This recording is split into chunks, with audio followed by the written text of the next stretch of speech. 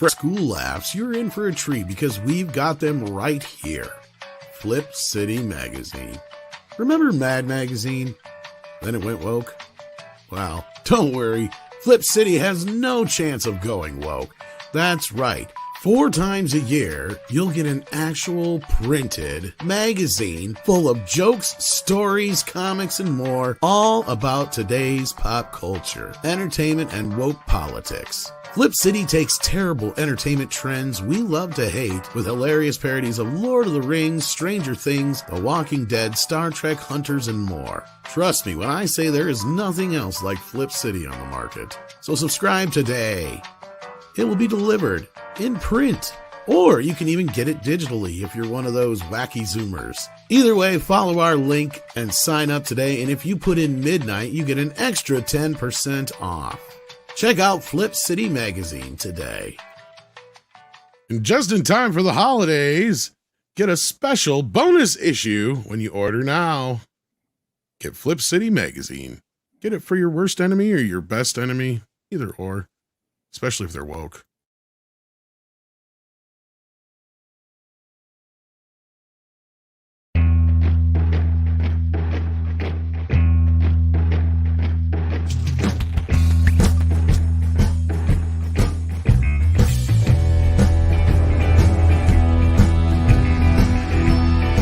Good morning, everybody. It is December 8th. It's Friday.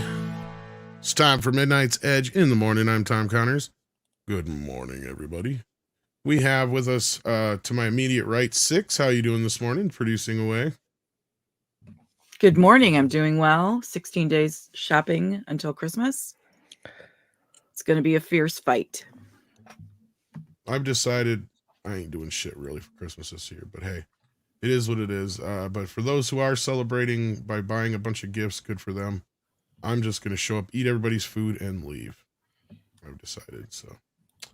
But we also have the boss man with us today. How you doing, Andre? I'm doing good, and I'm getting bitter that I'm the one that's going to have to paying for all the food that guests like Mr. Tom Connors are going to come by and eat. But yeah, No. I'm talking about my family. Yeah, I know. My family. Yeah, I know. I'm talking about. I'm not feeding Connors. my family this year. Yeah, I know, but I have a bunch of Tom Connors in my family. Well, last year I did put on Christmas and I did a good job. So you did technically pay for last year. I worked for it. Yeah. Yeah. Well, but no, this year, I don't know if I'm going to bother with all that. Yeah. Well, I meant like figurative Tom Connors, not the literal ones. Well, and isn't Hanukkah started this week, if I'm not mistaken? Yep. Okay, so we have 2 gentlemen here, I think at least, who celebrate that holiday. Script Doctor, how you doing? Canadian Script Doctor. It's not a holiday. Not holiday. It's not considered a holiday? Traditional celebration? Okay. No. Because it happens in the same time as the era that Christianity took over a pagan holiday and stuck Jesus. Yeah, that would be my pagan holiday.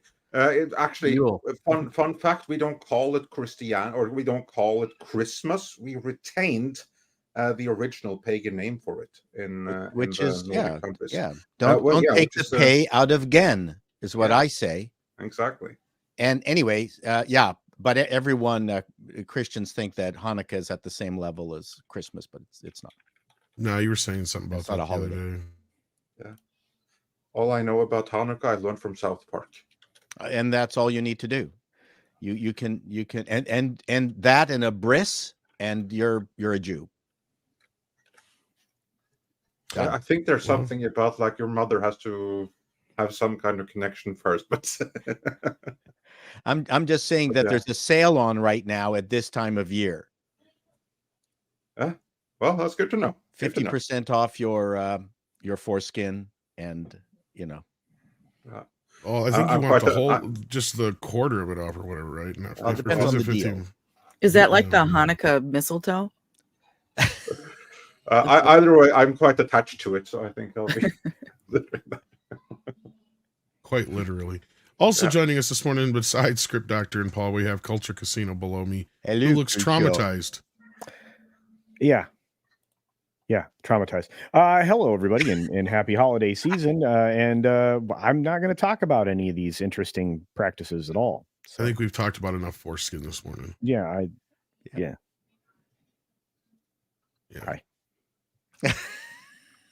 I wish I was. Then maybe I could handle this conversation. Oh, you know what? The thing that bothers me the most is this notion that suddenly time stops for a brief moment at New Year's and then everything gets reset, as opposed to the notion that it just keeps going, guys. It's just the same old shit. You know, somehow it's new. You went around the elementary school when everybody turned 7 and told them there was no Santa Claus. Yeah. That's what I thought. Well, that's what you're supposed to do, isn't it? I thought in Norway we did this when now we were you 5. Jewish kids know why you got beat up at school, right? Yeah, for all sorts of reasons. Not the there's that. least of which I was 50 pounds. Yeah. If you were foolish enough to say it's like Christmas but 7 days of presents, that would really get you beat up. Yeah, but it's socks. It's But it's socks not. script. Yeah, it's socks. It's a dreidel. It's not my fault. Your Very parents are bad cheaping out. chocolate stuck in a gold foil. We always had that spoiled Jewish kid around who always got really, really expensive shit for Hanukkah. He'd always show up the next day with a Game Boy or, whatever the news thing he was just, yes, you're right. He was spoiled. That's really not part of the Hanukkah tradition. You get chocolate gelt is what. Yeah. No, that would have been local tradition in the local area, I should imagine, more so than actual Hanukkah tradition. But moving on, because everyone has their own various Christmas celebrations and stuff. And of course, we have an amazing panel here today. Is there anyone we did not introduce? I think I got everybody. Yeah. If not, then speak out now. And we are not alone. We also have more than 800 people watching us. Please smash that like and help share the stream. We have some more cool stuff. We have Disney shenanigans, and for those wondering, why are we only talking about Disney? Well, because Hollywood has mostly, first of all, decided to go straight from the strikes until Christmas vacation. So not a lot else is happening at the same time as Disney decided that now was a good time for karma to come and bite them in the ass all at once. So, yeah, it necessarily gets a little bit Disney heavy, especially when you have someone like Elon Musk deciding to put Bob Iger at the #1 place on his shit list, which is, the season. of course, fun. And then, of course, you also have more Disney princesses coming out and talking in the press, and no good ever comes from that. So yeah, we have a lot of cool stuff to talk about, and there's a bunch of Disney stuff to talk about. But we do have some super chats going in, don't we? Maybe we can start there. And I saw a movie. Yeah, and so did I. We have Dr. Longdongler here with a £1.99 telling us to hit that thumbs up. If you haven't hit it already, please do. Dark Winter sends in £2 and says, can Elon succeed in toppling Iger? Hold that thought, because we will get into it when we start discussing that news in detail, because we will be talking about it. So thank you for the super chat, Dark Winter. Hold the thought. We will get back to that. Yep. Then we got Hyperguyver 2 says with $5, season's beatings, everyone, and happy belated Kapusnacht. I don't know how to say that. Or Krampusnacht. Krampusnacht. Yeah.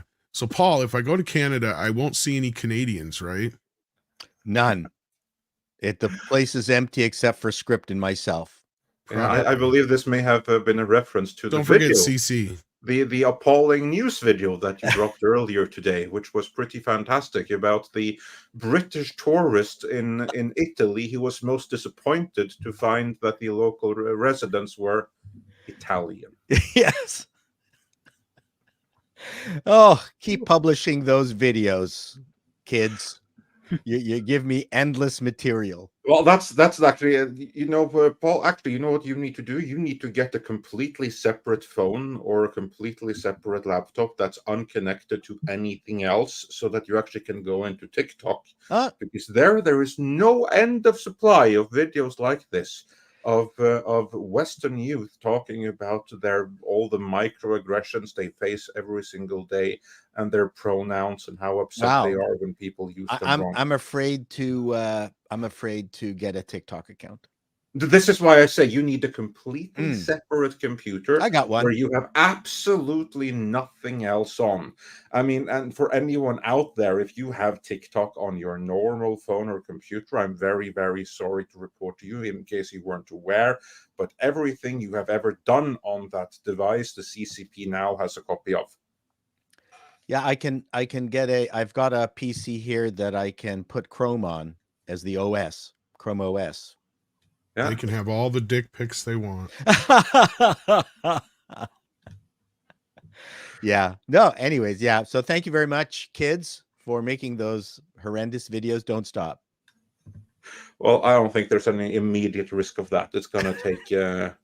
I don't think this generation is going to stop. Let's hope for the next one. This generation unbelievably self-absorbed people. Like, shut up. Yeah, but that's why they've raised that way. It's a lost generation. Well, that's what I've said before. Remember when that 80s generation was known as the me generation? I'm like, this generation said, here, hold my Bud Light. Well, these are the kids of the me generation. Exactly, that too. Yeah, that's true. So basically, they are the me squared generation. That's a good way of looking at it. You're not wrong. Yeah. Well, they sound an awful lot like certain Hollywood actresses, don't they? They do. Yes. Because those Hollywood actresses are of that generation. Well, there you go. And I think that we'll find out eventually as we do research that the whole woke thing was created by that generation, but mainly by what were called soccer moms. And they evolved and they had children, and those children painted their hair and decided to go tribal and take down the entire country. So and they're working on the world. Yeah.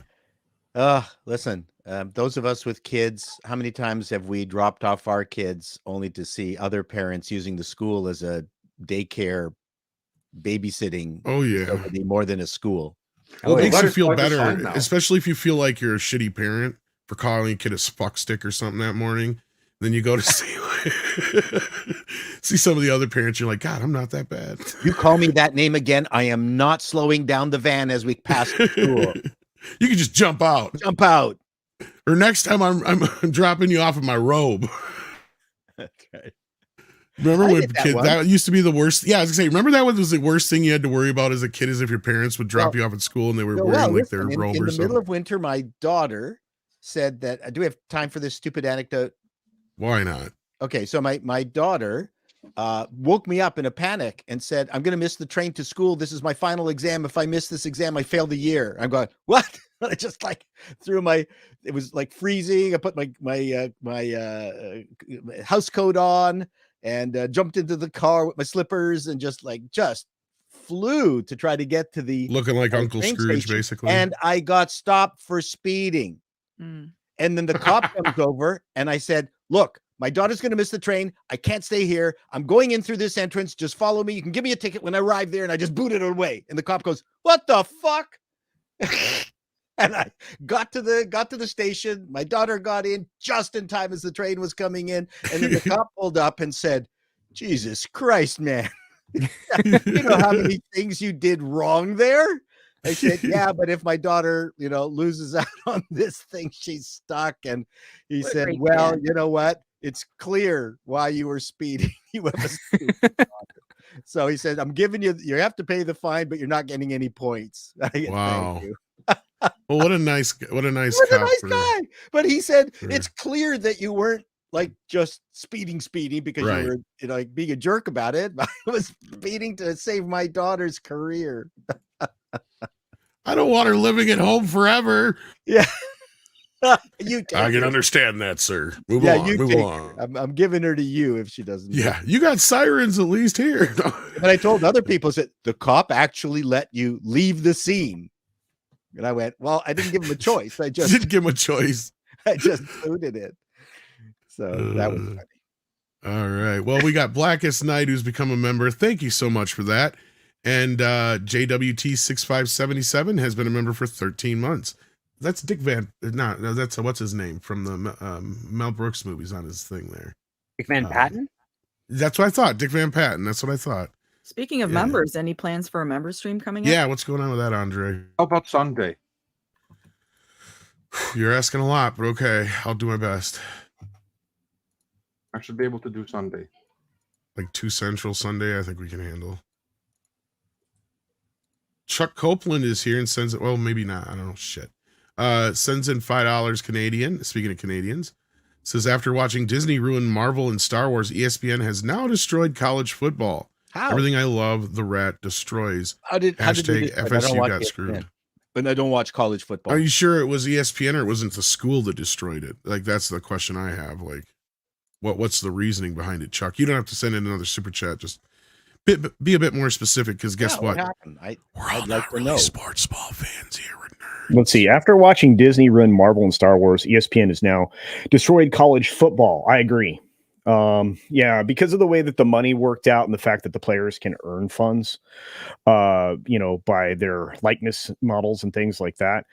We've really taken college football, which was an amateur sport for the most part, and turned it into professional. ESPN helped aid the destruction of the conferences, primarily.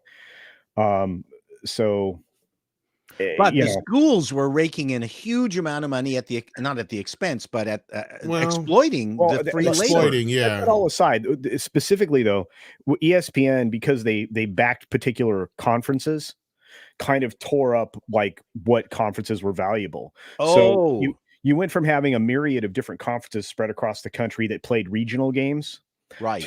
And because of the way the championship kind of rolled out, everybody wanted to start moving into these bigger conferences that had more television money, television exposure, and all that. Many of those were affiliated with ESPN because they helped do the television product.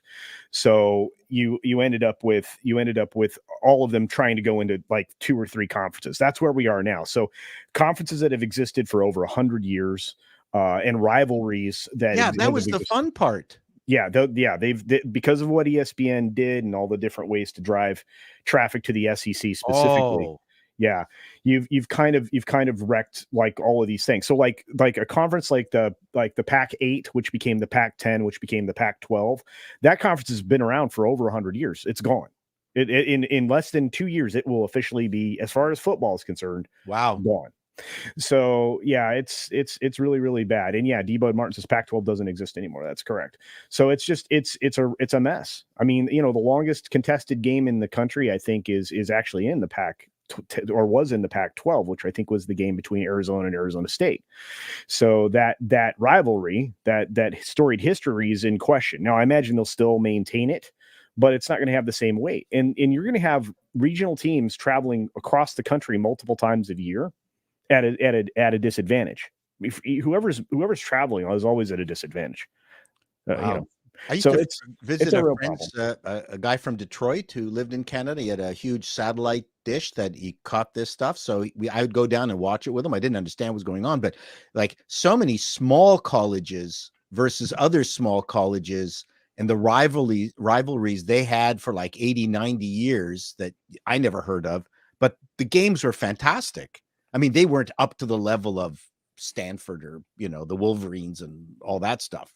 But man, oh man, those games were fantastic. And I think it's really important for the fabric of sports and amateur sports to be able to maintain that. Well, and it speaks to the problem with consolidation, right? We've talked about acquisitions and all that. This relates directly to the corporate world. You can take the sports ball out of this conversation and just say, every time you combine everything, you dilute everything across the board. Yep. Yeah. So that's going to happen in other ways with a story we're going to talk about a little bit later. But that's too bad. Yeah, you are 100% right, Chuck. I'm with you, and I hope I did a decent job of answering that question. Thank you.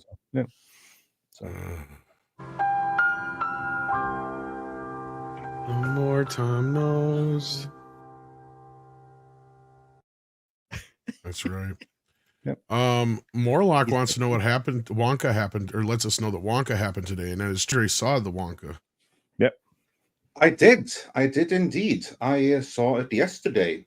Ooh. And I had very few expectations going in, but I was pleasantly surprised by what I saw.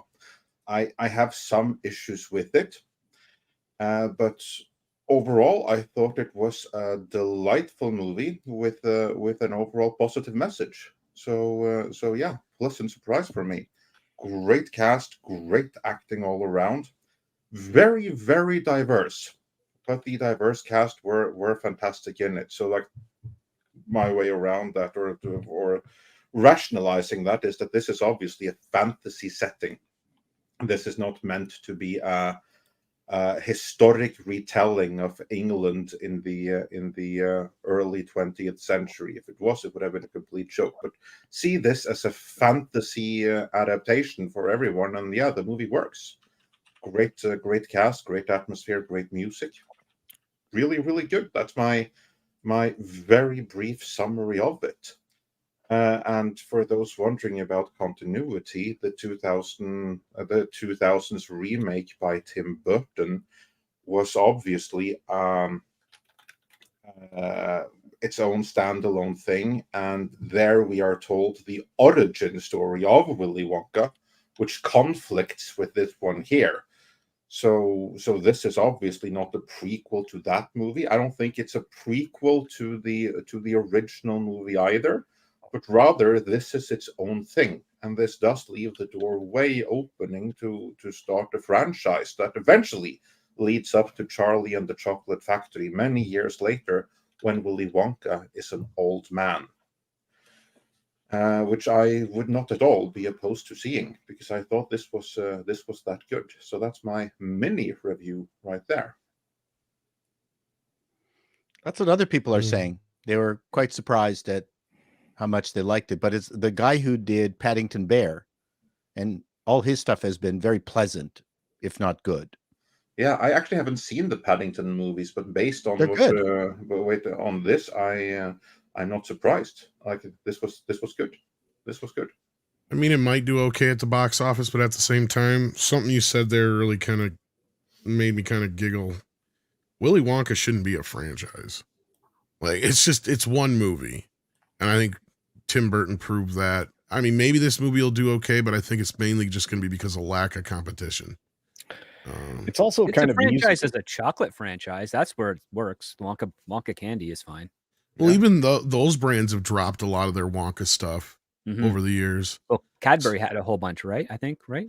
Cadbury's, whoever owns Sweet Tarts, I think Nestle owned the actual brand name, if I'm not mistaken. But I mean, I'm sure they'll do some stuff to promote this movie with it. But even when they did the Tim Burton movie, they came out with a Wonka bar and stuff like that I don't think did all that well, because I remember seeing them. You can buy clearance. You can buy Wonka candy. There is still some, but not very many. Not like it used to be. Because even Sweet Tarts used to say Wonka brand and stuff, and they don't anymore. Like even the Gobstoppers, I don't even know if they do anymore like they used to. I can go down to the candy store and find all that stuff. My point is last time I looked, I didn't see much Wonka stuff. So. Oh no, I understand. I mean, you're not gonna find it in your grocery store or convenience store most of the time. So, but yeah, no, I get you. Used to. That's my point. Is on all the major brand like ones that it was associated with. It used to. Yeah. But I think hopefully it does well for Warner Brothers and Timothy Chalamet, I guess. Yeah, and Paddington, to Paul's point, is doing rather well. I mean, they're making a third film, so there you go. And they got rid of Rachel Ziegler in it. Yeah. So that's a plus. I think they needed someone to go into the Paddington Bear suit. Yeah, this is true. They did get rid of Ziegler from the new Paddington movie. They blamed it on the strikes, which of course is a very convenient excuse. But I do believe there were other more pressing concerns there, other than just her. I come from deepest, darkest Peru. Oh, that's not the right voice. Oh well. Yeah. No, I don't know where Kermit the Frog would be from Peru. Yeah. I can't do Paddington. I come from a swamp down in Peru. That's better. Paddington is like British, isn't he? Yeah, British. Yes, that's right.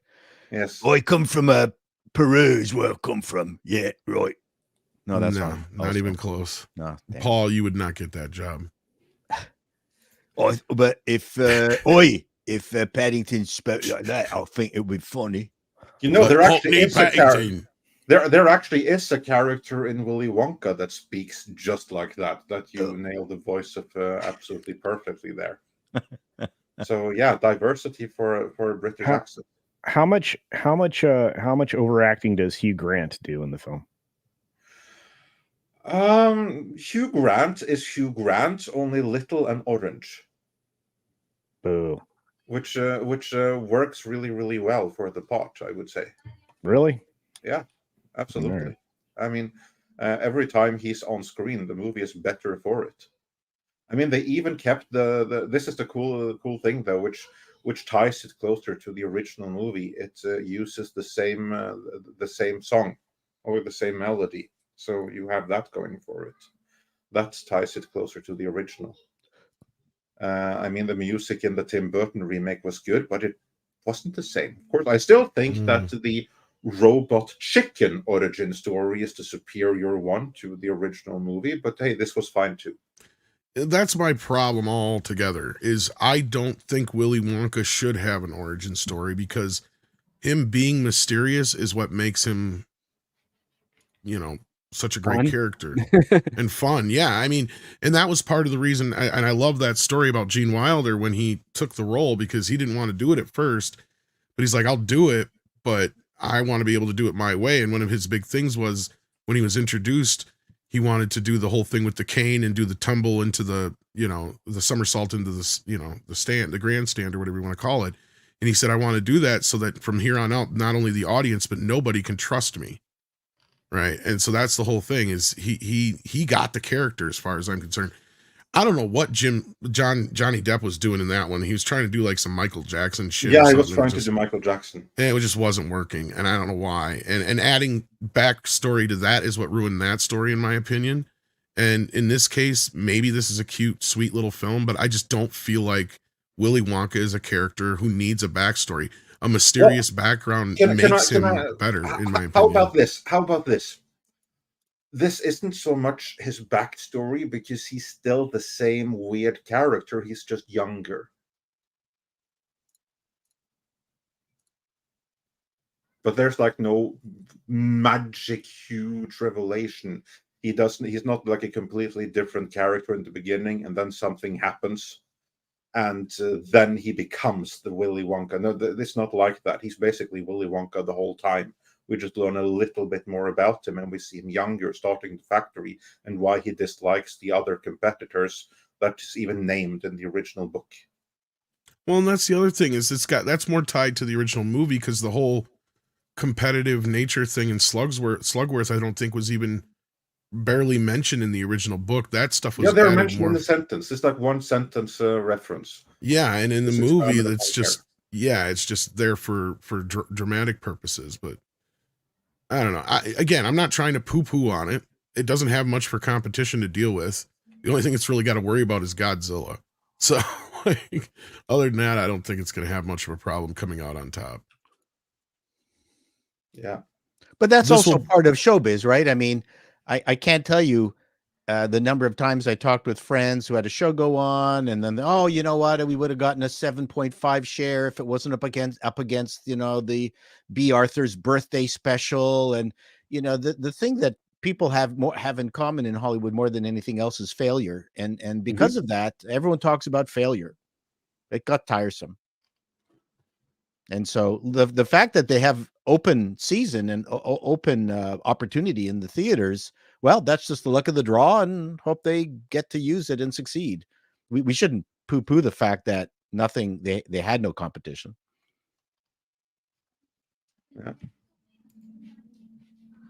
Yeah. No, that's that just is what it is. Yeah, it is what it is. Yeah, and if you luck out, then fantastic.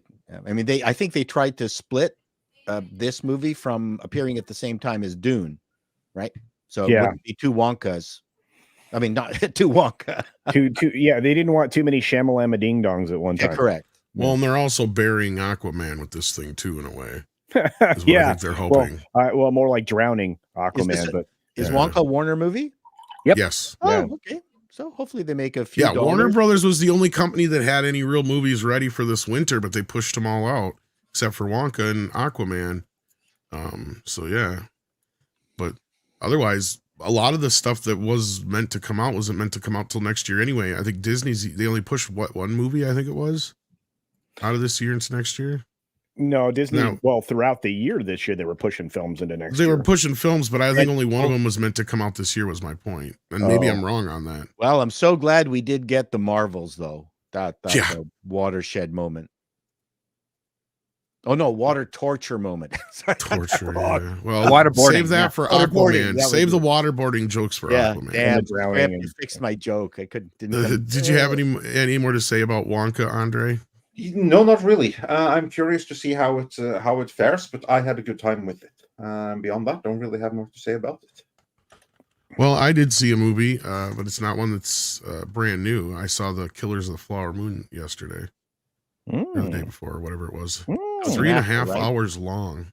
Oh no, it's not yet. It's on video on demand right now, so you can buy it. It kind of reminds me of like a reverse Schindler's List. It was really good, but I'll never watch it again. Most likely. It's just one of those very tough subject kind of movies. And the only person who could handle characters that are that unlikable and that disgusting and still make them watchable for 3.5 hours is Martin Scorsese. I'm pretty much convinced with that right there at that point, because nobody in this movie except for, a few people are good people.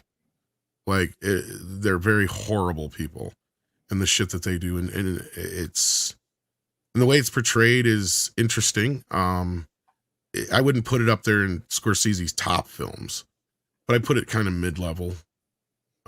Definitely above some of his worst shit, like Bringing Out the Dead and crap like that. But I wouldn't put it up as nearly as far as like Goodfellas or Wolf of Wall Street or anything like that. But no, it's a very tough watch.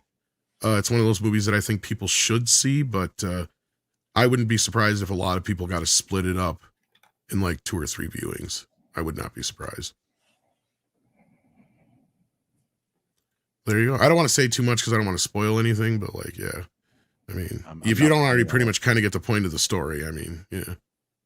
If there's no dressed as women playing basketball in it, I'm not watching it. Well, Lady Ballers, you can watch that. You did watch that, Paul. Yeah, What did you think of that? Saw the movie. And you dropped your review. So what did you think, real briefly? I thought it was okay. I mean, again, I'm trying to, I justified it by saying that it's in the indie movie category. And so your expectations are very different compared to a Will Ferrell movie or something. But ironically, IMDb scores so far are the same for Lady Ballers as it is for the skating movie, Blades of Glory, which I loved. I absolutely love that. So that was interesting. So as an indie comedy, it might be the most successful indie comedy I've ever seen, because I've seen a lot of indie comedy, and you want to just scratch your eyes out. The jokes don't land. Pardon me? It plays to its base, because all those people on IMDb are Daily Wire Plus subscribers with very few exceptions. So, I mean, that's a different audience compared to something like Blades of Glory, which was the world. Right. And my biggest problem with it is that it didn't have enough stakes in it. There's only one moment where the stakes get cranked up high enough in the third act, right? Yeah.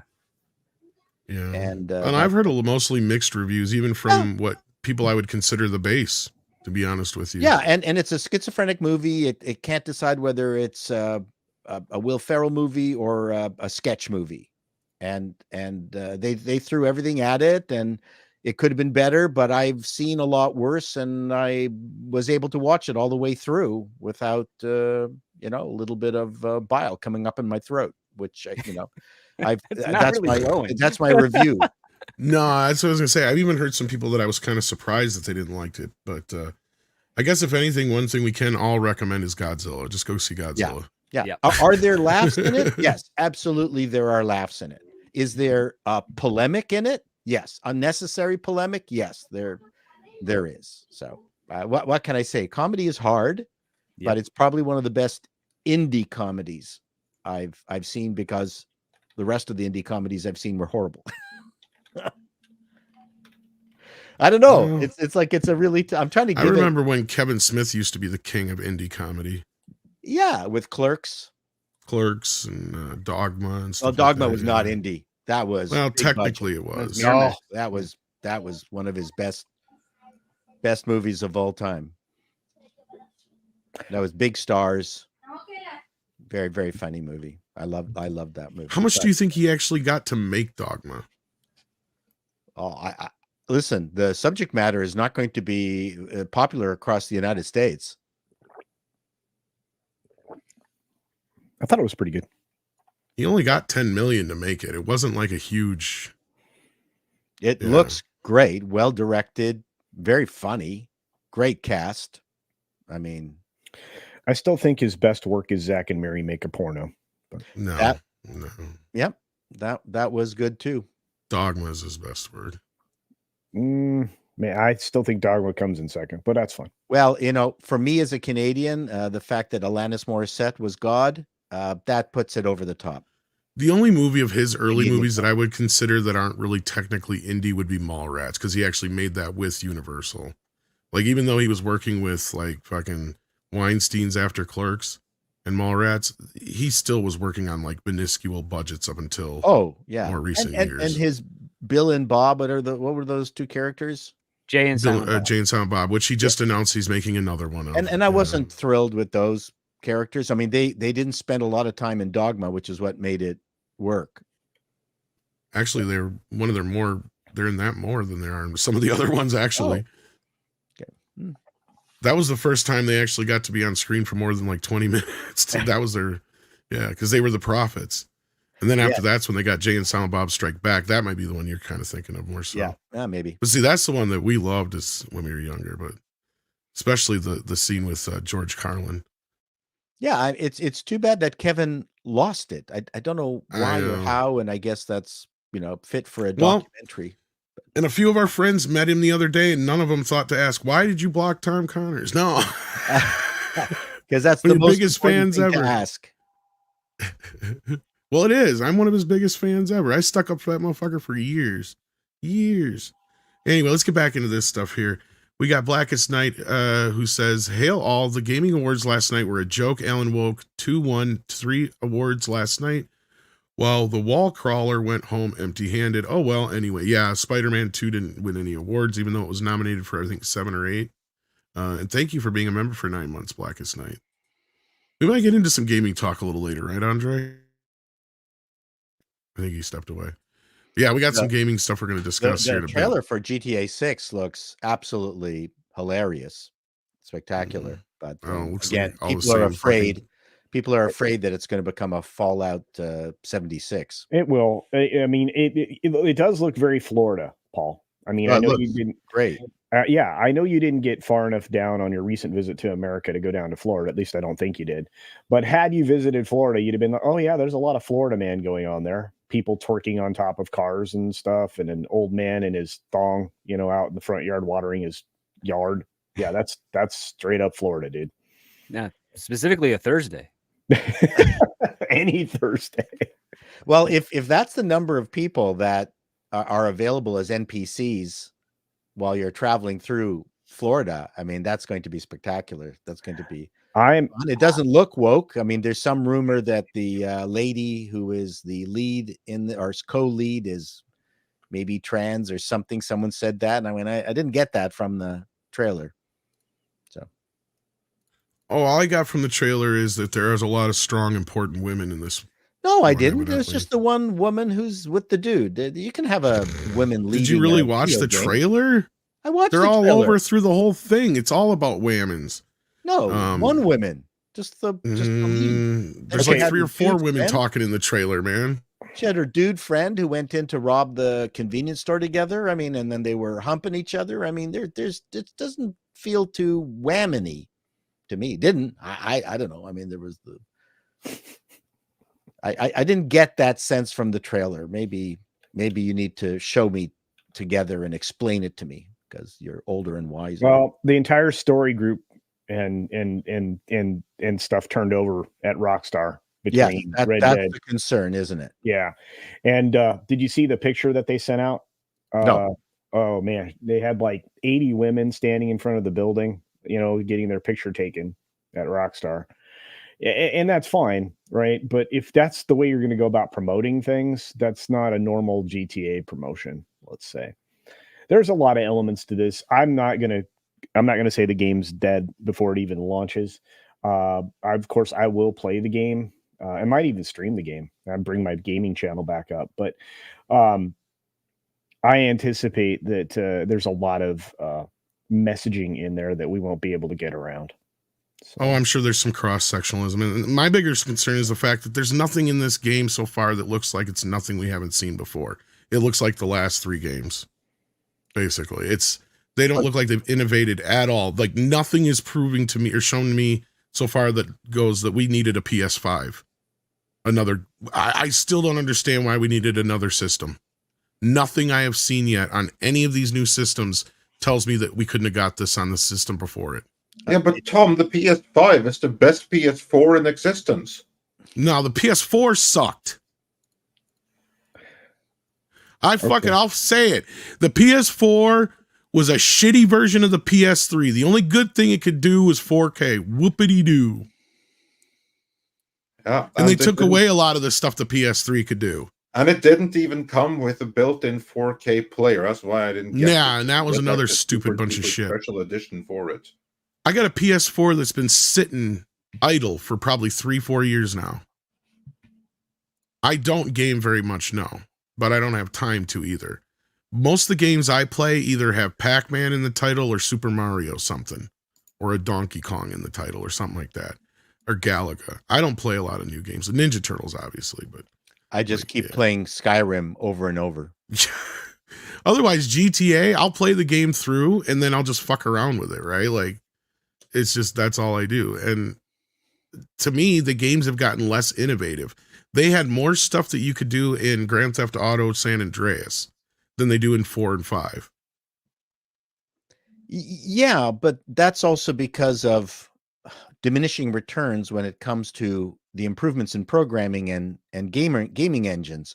There was some incredible improvements while the gaming platforms were also improving from a power perspective. So you had this exponential curve, but then we flattened out now, and you can't really get much, you can't squeeze much more out of the processors and systems from a cost perspective. They can't stick in an NVIDIA 4090 into a Sony PlayStation, because that would be a $3,000 gaming platform. So it's all out of whack. It's all completely out of whack. Most of the good games really are coming on PC rather than the platforms.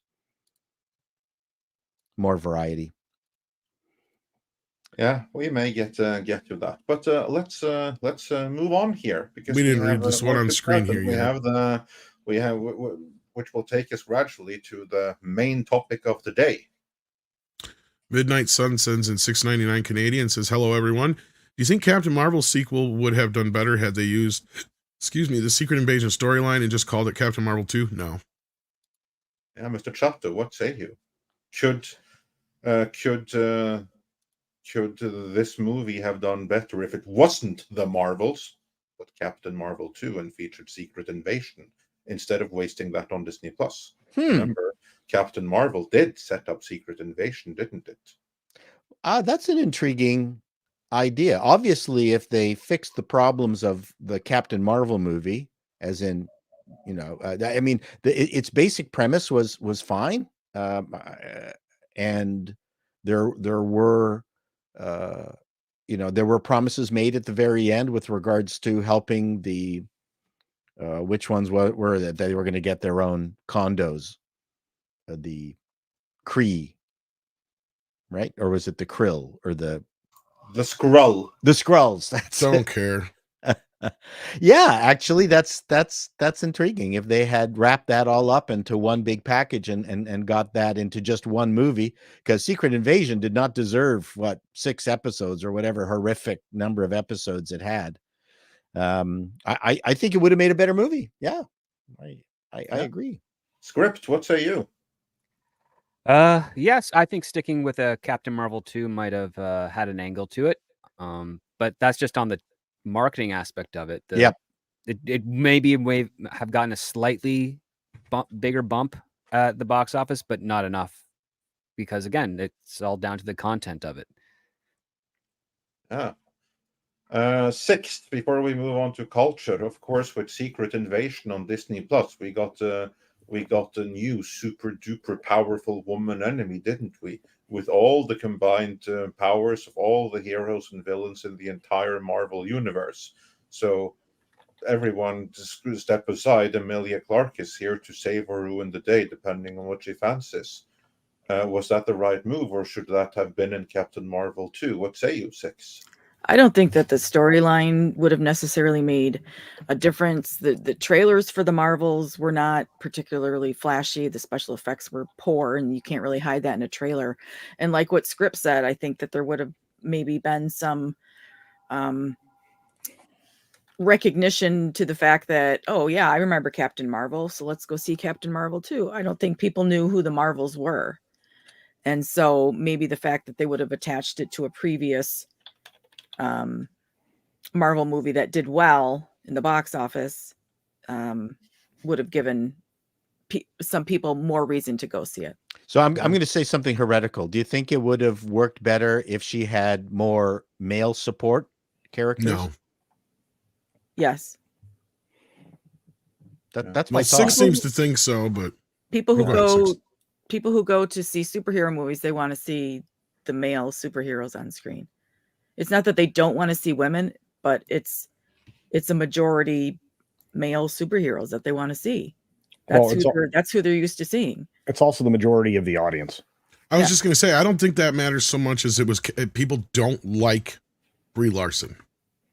That's what I think the problem is, because Wonder Woman made money just fine.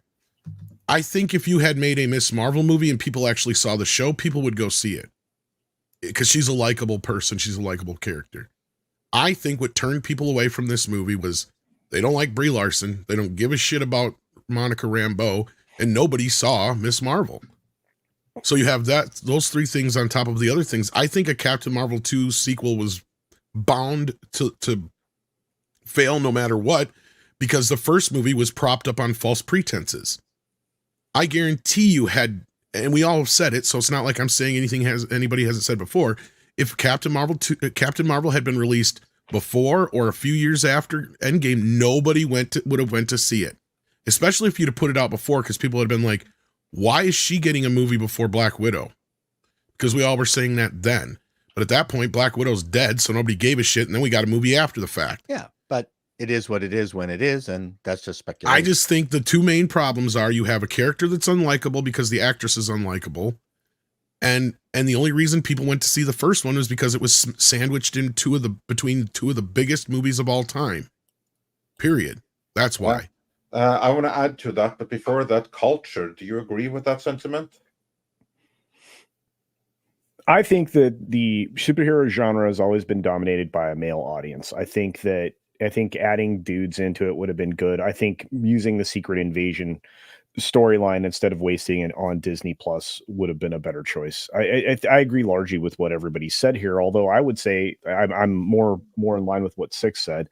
I think that had you shown us more of the familiar superheroes and not the unknown ones like Tom referenced, I think you would have had a much better response to the film.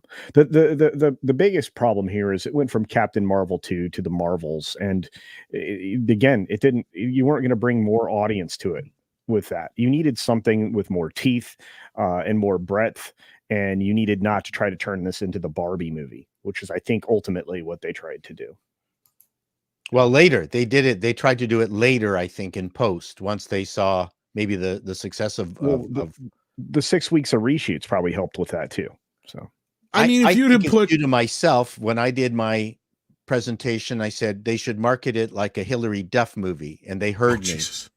And it's because of me. I apologize. Well, thank you for making sure it tanked. I appreciate that. Lots of people. I predicted they were going to try and copy Barbie, which they kind of did. And I guess Six, I'd agree with you if it was like, okay, maybe Thor or some other bigger character that people actually give a shit about. But that's the problem, is most of them are dead now. Like, that's the problem we have. Well, I don't think that it necessarily would have done well if they had just slapped some men on screen. Right. Okay. So that's what I'm saying too. Yeah. Okay. Yeah. No, I'm talking like if they had some male superheroes, and also as far as Wonder Woman, I mean, I grew up with Wonder Woman. I never fucking heard of Captain Marvel until, they put the movie into production because I didn't read comics. Yeah. Well, most people who read comics also didn't hear about Captain Marvel. Especially this version of Captain Marvel. And Wonder Woman was a very big title in the DC comic book universe. Well, no, I'm just using that as an example, as you can make a female superhero work on her own, right? You don't have to have male backup. But I agree also that unless you slap Spider-Man or Thor or whoever you can get that's still alive that anybody gives a shit about, Hawkeye maybe into this movie, nobody's going to care. And I still don't even know if that would have been enough. I just think my favorite. Nothing can beat Hawkeye. Oh, that's Andre's favorite too. Wow. He's been rooting for him to die since Avengers. A mechanical wing flying suit. Are you thinking of Falcon? Oh, Falcon. Sorry, I meant Falcon. Sorry, Hawkeye. At least you got the white guy mixed up with the black guy, and not too. Sorry. And then there's Hawkman, who became a black man. Yes. See, now you're getting it. Now you're getting it. Listen, all these superheroes look alike. Oops. You were doing so well until then. Look, it's funny. They had a runaway hit in the first Wonder Woman film. And now we're talking DC because I want to just talk about women superheroes. That was a runaway hit. They had a potential to do bang up business with the second one, but 1984 was such a disappointment narratively. Yeah, and all of that. And again, I mean, there were a lot of questionable stories put together in that film. Although Pedro was good. It really made it hard. You and 8 people. When it doesn't help, when he's the best thing about the movie, then it doesn't help. I mean, that's bad. When the best thing you can say about the movie is, well, Pedro Pascal was good in it. Yeah, because everything else was awful. Because that was the problem with Wonder Woman 84. Well, I'll give him credit. I'll stick up for Paul a little bit here. Look, I hate Pedro Pascal. Can't fucking stand him.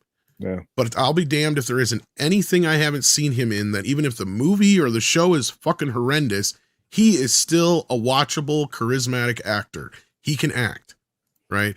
Yeah. In fact, he was hilarious and lovable in that Nick Cage movie. But I know that's not the real him. See, that's the difference. We've seen the real him on that stupid little interview thing where he's... Oh my gosh, he is an intolerable cringe. douche. But oh, really? Oh, goodness. Yeah, it was a little where they... That's what I'm saying. He can be funny if you... But I know that's a separation. Why do you hate him? Oh, because he's so sucked into the woke fucking culture, and he got away with shit that Gina couldn't. He did the exact same shit, only worse, and nobody said a goddamned word to him. That's not his fault, is it?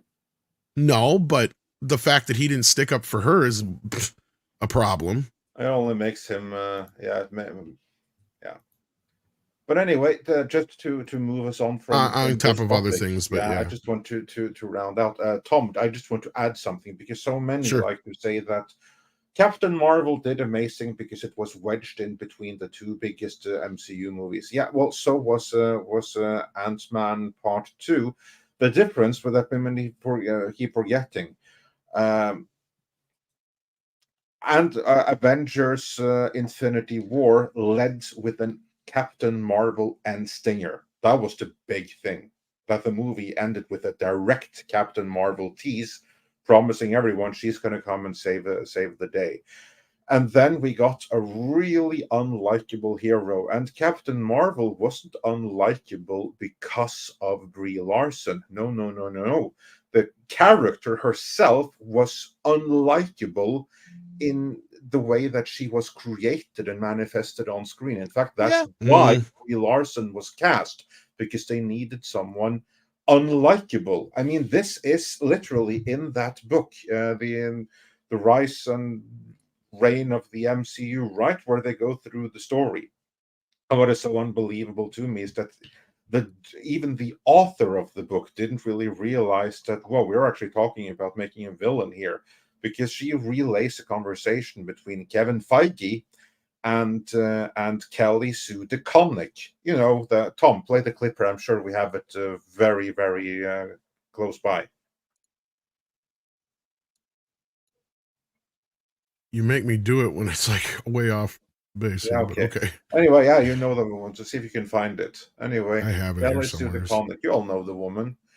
because she's the one who wrote the storyline that the movie was based upon. Yeah, and if you don't like my politics, don't buy my book. Problem solved. That did not age well. That is the author of the Captain Marvel run that was the basis for the movie that they did. And they were having conversations with her. So Kevin Feige, he went and he asked her, well, what's the difference between this character and say, for instance, Captain Marvel, both of whom will fight against superior odds and everything.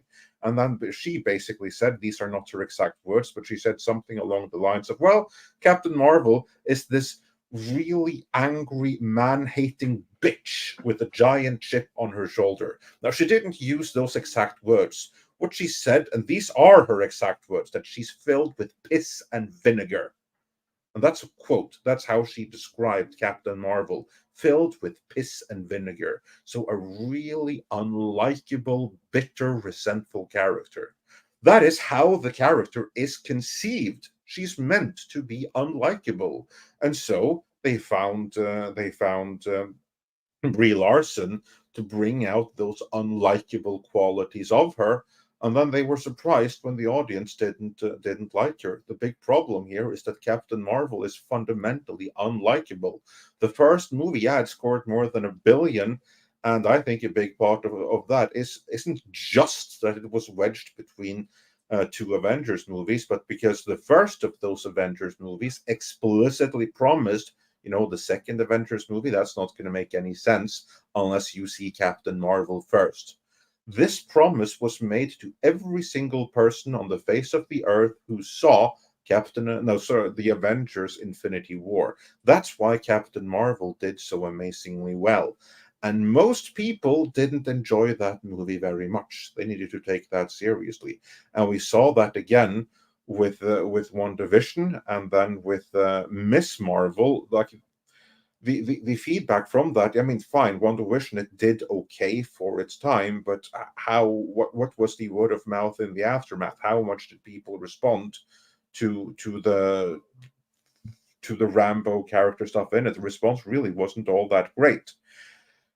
The problem here is that there was no universe in which they really could build upon a Captain Marvel character, because they had fundamentally made her unlikable, and she was never accepted by either her fellow cast, the filmmakers, anything.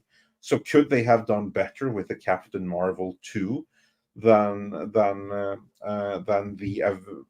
B Marvels and Secret Invasion? Yeah, probably they would have been slightly better off. I think it would still have been a flop. I think it still would have been the lowest grossing movie in the MCU, but at the very least, it would have been contained to that one movie, rather than to pollute the MCU with another series that everyone hates. And that's what it did. So, yeah. Well, it's about to do it again under the Spotlight brand. So welcome to Echo, kids. Oh, boy. Yeah. Which is a mandatory viewing for Daredevil, because Echo will show up in Daredevil as well. And also, Daredevil will probably be released under the Marvel Spotlight brand, which is a shitty name for what should have been called Marvel Knights. Yeah, and with that, DCB Titan sends in a Canadian $5 says the FBI and the CCP are free to join my internet adventures. I ain't the one paying those therapist bills. Now come along, FBI. FBI couldn't. I think that's what it means. We're going for a ride. Yes, indeed. Well, good luck with that. Ironcaster's been a member for a month. It says, Andre, have you heard the new Sega games announced, including Golden Axe and Jet Set Radio Future? I have, yes. We'll probably be discussing that a little bit later today, because we may be getting a special guest joining us later on. Maybe that is in a special position to share more about those particular projects. Yeah, happy to see Golden Axe and especially Shinobi come back again. I'm hoping for good installments. The few seconds I saw of Shinobi in particular looked promising. Too bad they're not on the Sega Mega Drive. Later. Yeah. Too bad it's not on the Mega Drive. But hopefully it's something that can be hacked sufficiently that you can get it on the Sega Mini. Tear in the Black sends in $1.99, says the pandemic killed the Pac-12. What's the Pac-12? The football. Oh, see, it's sports ball. I don't understand that crap. College football. Why? Even I know. Yeah, but you're an old guy. Yeah, and I had a friend from Detroit. Canadian on top of that all. So y'all are like, it's he loved football so much. It was so much fun watching him. And of course his favorite team were the Detroit Lions in the NFL, and that was always painful for him. All right. Well, imaginary number sends in 20 euros. That's not an imaginary number. Says what's big picture with Disney? Is it Iger needed cash from big finance for his shopping spree to create his Big Bob's Megacore? And with Dark Rock and friends, he invited sharks into his pond, feeding on Lucasfilm and Marvel. So actually, yeah, I mean, this kind of leads us into our main topic of the day. So let's put a pin in the super chats and use imaginary number super chat here to get into this. Yeah. Because there's a lot of people calling for the head of Bob Iger, isn't there, Andre? There is indeed. And to answer this, the answer is yes, Bob. Both. That's both of those are what's happening here. But more and more are wising up to it, that Disney is in a really, really bad spot right now. And the brand that used to be one of the most beloved is right now one of the most polarizing brands in the world. And that is obviously on Bob Iger. And it was only 1 week ago when Bob Iger was at the New York Times Summit and he spoke out against Elon Musk's ex.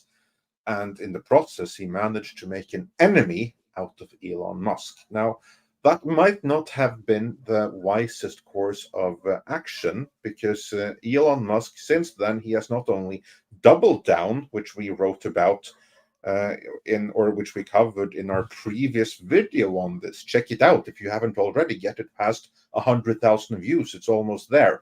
But since then, he has tripled and quadrupled and quintupled down as well. Most recently, and this is only yesterday, and this even got news media coverage here from The Guardian. Elon Musk says Disney boss, that would be Boss Iger, should be fired immediately amid X ad boycott. Because Elon Musk has also pointed out that for all of the reasons that Disney said that they boycotted X, they don't make any sense. Because when it comes to the kind of content that advertisers generally do not want to be associated with, there is actually very, very little of it on X compared to other social media, like, for instance, Facebook, Meta, Instagram, and especially TikTok, where that kind of content is really flourishing. Yet Disney doesn't mind advertising there. And so for that and other reasons, because Musk has really had a go at Iger on X, really. He's of the opinion that Iger should be fired immediately. So, script and culture. Let's begin with you guys. This is now getting more and more attention. Do you think it's good for Iger to have someone like Elon Musk actively speaking out against him on his platform? Culture, let's begin with you. Oh no, this is terrible. You could not possibly have drawn the ire of the wrong person. I mean, he in fact, Iger really did once again put both feet in his mouth, pulled them down through his intestine and out of his tuchus, and then put both feet back in his mouth again when he did this. I can't believe that Disney put itself in a position where you had Elon speaking immediately after Iger, and he was very dismissive of the idea of leaving Twitter with the DealBook Summit host Sorkin. So I see this as another flop for Iger. business wise. I see that that Musk is really going to punish Disney with every mistake now. And think about all the insight that he has from the inside. For Twitter, he has access to any and everything that anybody's ever pushed through there, at the touch of a few keys on his, phone or computer. And if Musk wants to take Disney apart, he's probably the most capable person to do so. He's also probably going to help lead a board revolution. It's via the proxy fight that's almost certainly going to change the makeup of that board. I think this is coming, and I think it's very possible that Elon and maybe a group of close friends, maybe even friends that are looking to buy Paramount right now, maybe those friends will help out trying to change up the makeup of the board at Disney. And I think that will eventually lead to Iger being removed. That's all. These are all possibilities. I'm not saying it's going to happen. I'm saying this was definitely stupid. I don't know, Script. What do you think? I think this is a great testament to see the power of status within the financial and entertainment venue, because you have Bob Iger, who's been clinging on to his role as the king of Hollywood for the last few years, being called out by essentially, I guess, the king of the internet with Elon Musk, with his billion-dollar acquisition, his Starlink program, X, Tesla, and SpaceX. I mean, he's basically pointing a finger at the naked emperor and saying, I'm telling you, he's got no clothes. Well, a whole another pocket of the internet has been screaming this for years. It's great that it's gotten to someone with a far more influential voice right now, because the one thing we are lacking is a calling out of basically charlatans. And Bob Iger has definitely been one of those before. I'm looking forward to seeing what the fallout is going to be, because Disney's not in a great place, obviously. Iger is definitely not in a great place. And the way Elon's been running Twitter and his companies, they've only been growing. So that's something to be said here. It's not a failure calling out another failure. It's a man who's actually garnered some significant success, pointing out the failures of someone who should have had an easy job maintaining and managing the properties they acquired and produce. I think you're underselling that. Those properties should be even beyond where they were when they came in. The pitch was that with Disney's acumen, talent, money, that we're going to take these properties where they've never gone before, but in the opposite direction of where they ended up. So the idea of even maintaining those properties suddenly sounds like a very noble and good thing. No, that's not the promise. The promise was that they would become bigger and better. So we've been sucked into this notion of, oh, if only they had just kept it the way it was. Well, no, that's actually wrong also. Well, that's Arrested Development. Yeah. Correct. Yeah, it's the Stockholm syndrome. It is. I mean, the sad state is that I would suggest a lot of audiences would rather have the Arrested Development as opposed to the regressive development that they've seen, which I would say, okay, that's one step closer, but that's still wrong. It's still wrong. Like, as I have on my Patreon, I've recently posted saying you gotta experiment and imaginate to make up a word, and take a risk if you want your thing to grow. But you got to do so by maintaining the integrity of what made that brand successful in the first place. Well, the only thing Iger's up his sleeve is to maintain some kind of diversity, equity, inclusivity, victim adjacency. And they think that, I believe he thought that was all that was needed, and he's done. Whereas look at what Musk has done. I mean, for crying out loud, though, those are true achievements, whether you like the man or not. Or whether you want to argue that he was siphoning off feeding off the nipple of government funding or whatever. You do what you got to do, and the thing is, he's accomplished just extraordinary things. Iger has accomplished nothing. No, he's purchased a lot. And yes, he devalued it. Yep. Well, he valued and then devalued it in that order. Yes. And yeah, it's obviously because his shtick as of right now is to pander harder, not realizing that is the problem. Or maybe he realizes that now. but again, with reference to the excellent coverage of, among them others, Film Threat and That Park Place. In the process, he has staffed Disney up with activists. So now there's no way for him to change course with the talent currently on staff in Disney. That certainly is my reading of the situation. And Script, you have spoken to this before as well, that Disney, they only go to a limited pool of creatives. Those are the people that they go to. They don't really take in pictures from anyone outside. And when all of the people that they use don't work, then how are they supposed to get out of their current problem? Exactly. There's only like a rare exception, which would be Leslie Headland. She was an outsider. She didn't have as many connections to Disney directly. She just managed to forge one between Kathleen Kennedy and pitch her Acolyte show, which is debuting early next year. Without her. Yeah. So apparently. And she was the worst kind of person that possibly could come, because like she's not only an activist, she was the enabler of Harvey W. She was his enabler. She was the one. All of those actresses that cry about what happened in their meetings with Weinstein. She's the one that set those meetings up. And now she's this woker than woke person, and she's an activist of the highest order, and that was the external person that they hired, someone even worse than what they already had on staff. That's their problem. They need to wipe out everyone in order to start here.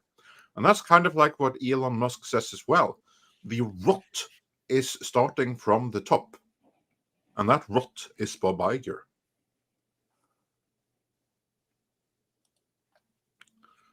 So, and this is what I'm curious about, and I would love to hear your thoughts on this in particular, Script, because everyone is seeing this. How do you think that people are feeling about this in Hollywood? Are people still enamored with Iger, or are more and more people starting to realize that maybe this guy was the problem all along? What do you think? Sorry, I just had a phone call come in. I think, well, Hollywood has already been kind of side-eyeing Disney for the last couple of years anyways.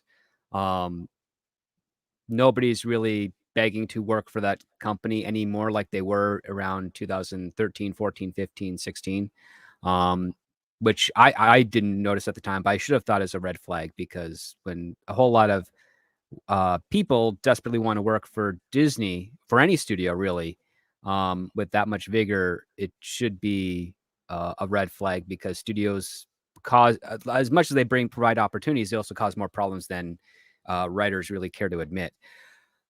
So yeah, I think the industry is already kind of side-eyeing Disney and not really thinking them as the big thing that they are. How often will they be saying that in public? Probably not until the rest of the world starts to depreciate Disney more so than what is currently being shared, at least in these pockets of the internet and society.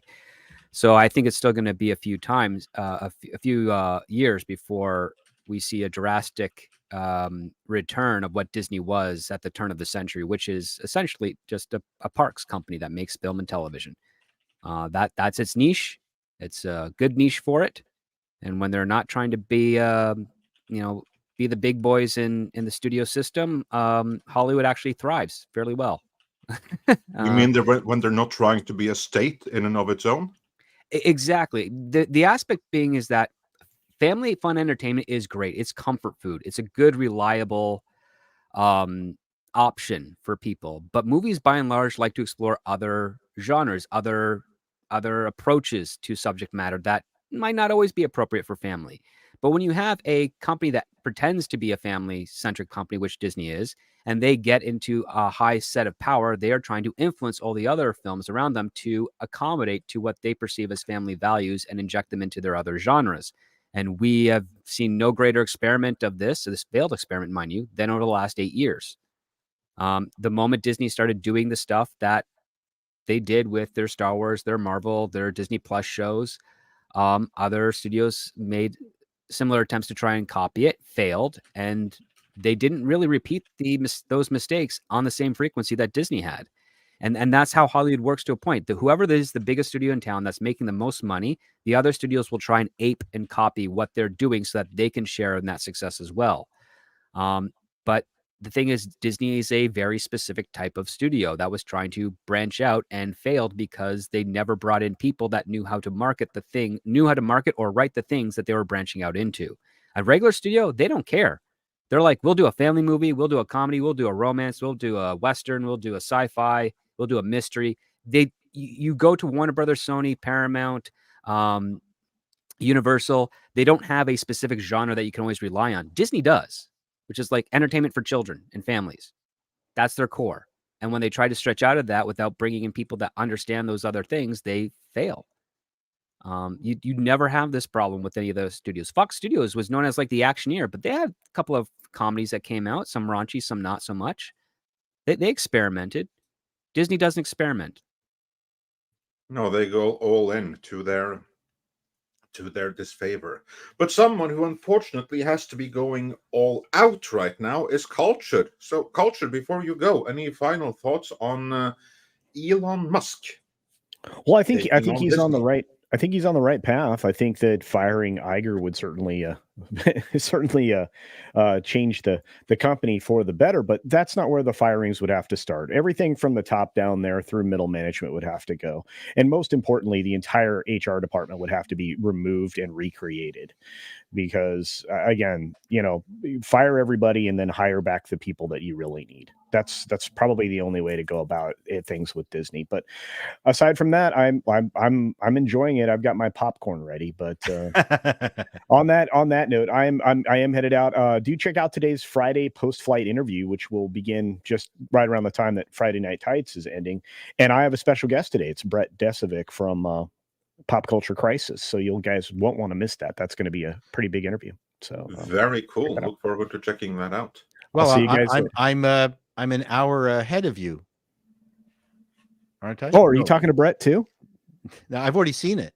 Yeah, no, exactly. That's what I mean. Like by the time you do it, Chato will already have seen it. Yeah, and Andre's already seen it because I saw it 2 hours ago. It was great. Well, what did you think? It was a good interview, fantastic. Right? It's a very good. Everyone needs to see it.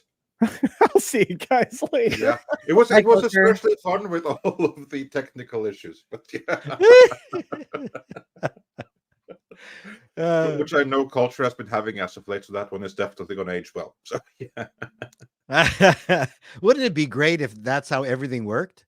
People would see stuff even before other people made it. That would, it would be amazing to be a stock trader in that environment. Oh yeah. That'd be something. Speaking of stock trader, if you're a Disney shareholder, these should be very, very interesting times because there's more going on here. Because you now also have like more shareholders, more alliances of shareholders that are coming out against Iger in favor of Nelson Peltz. We still haven't heard anything about Musk actually buying up Disney shares and aligning himself with Peltz, but in light of everything that he is saying right now, I wouldn't be surprised if Musk suddenly decided to throw his hat into the Disney shareholder ring at this point, when he has been this vocal about. You think so? Actually, I do. I don't know that it's going to happen. I'm just thinking he's been so vocal. I mean, he could have been done with this a week ago, but every single day there's been something against Disney and something against Iger in particular. At the same time as there's a very public shareholder war against Iger. And Elon's one of those where he. Sorry. I said Elon's one of those, he don't normally start saying shit like this unless he's already kind of thinking 3 or 4 steps ahead. You know what I mean? I think the one thing lately that took him off guard was the whole boycott thing. But in that, ever since then, I think he's been kind of thinking a few steps ahead. Even like the whole, when he was at the conference, like, there was things like, well, why didn't he just go and say this? Well, you and Mr. H and a few others brought up some very good points. And I think he handled it pretty well. And ever since then, I think he's been kind of, I think him saying stuff like this is a way for him to, I think he's thinking about it. I think he is considering either getting involved one way or the other, whether it's buying up some shares himself or, getting involved on some level in the proxy war. I don't know. Why? Just to I punish think it'll him? be. I will give. No, I think it's case. I'll give a business case for why. I was gonna say I don't think it's so much to punish Bob, but I think Andre's going where I'm going with this. Go ahead. I'm going to give again. This is not officially happening, right? This is pure speculation at this point. But I will now give a business reason why Elon Musk would have an interest in getting into the Disney board fight and support Nelson Peltz. And it is this. If Elon Musk buys up a number of Disney shares from someone who's willing to sell, and that won't be difficult, find some party out there, give them an offer that they can't refuse.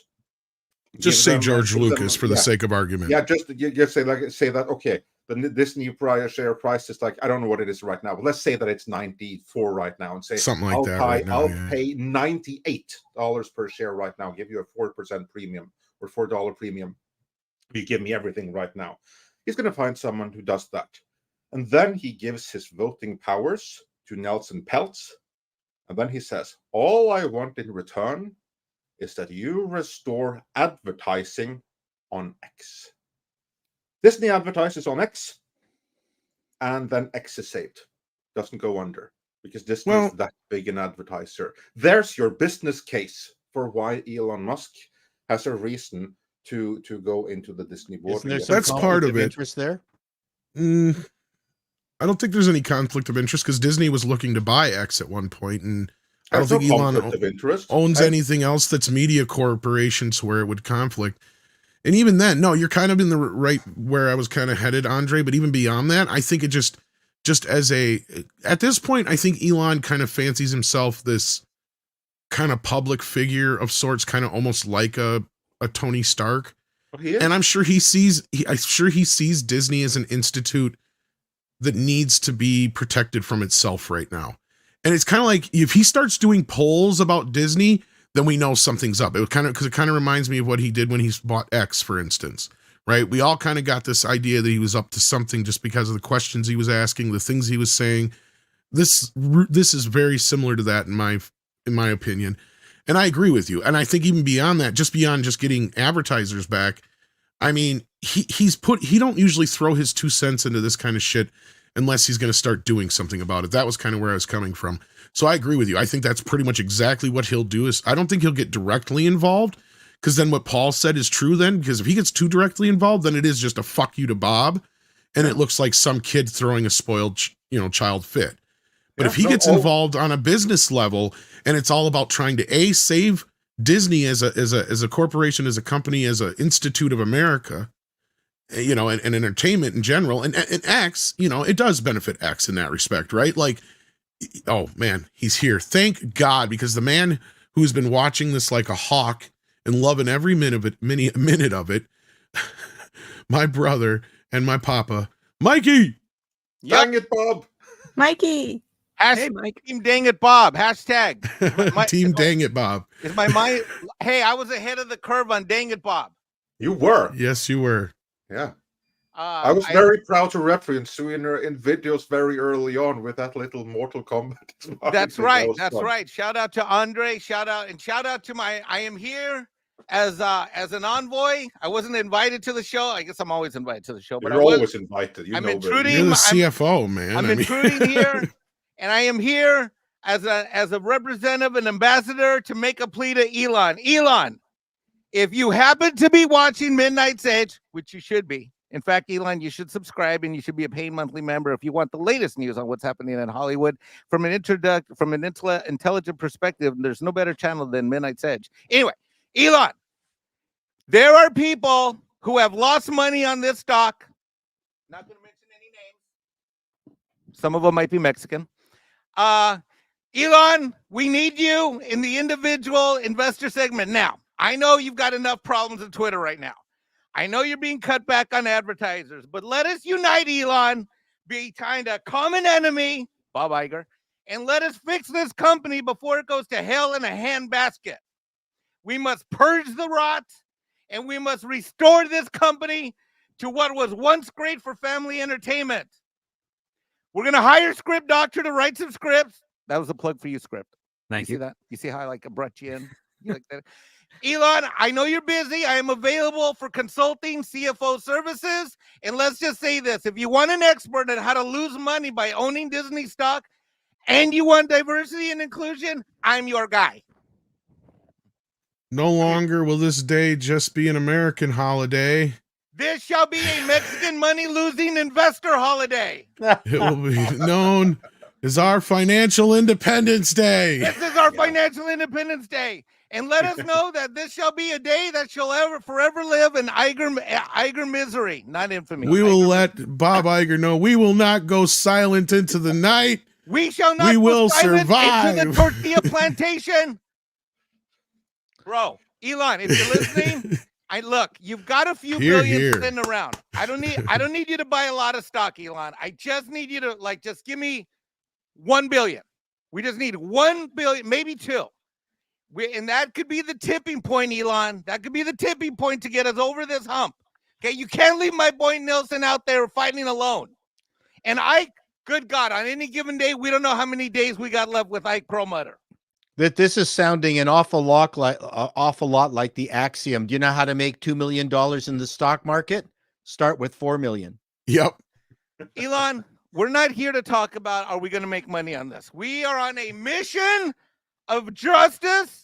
We are on a crusade. This is not about making money. This is about saving the planet and the planet's culture. Hallelujah. Can I get an amen from Canada? Amen. Yeah. But you know what? I have a business proposal, and I want to hear what you think about it. Just been developing on what I said earlier. There's no conflict of interest here.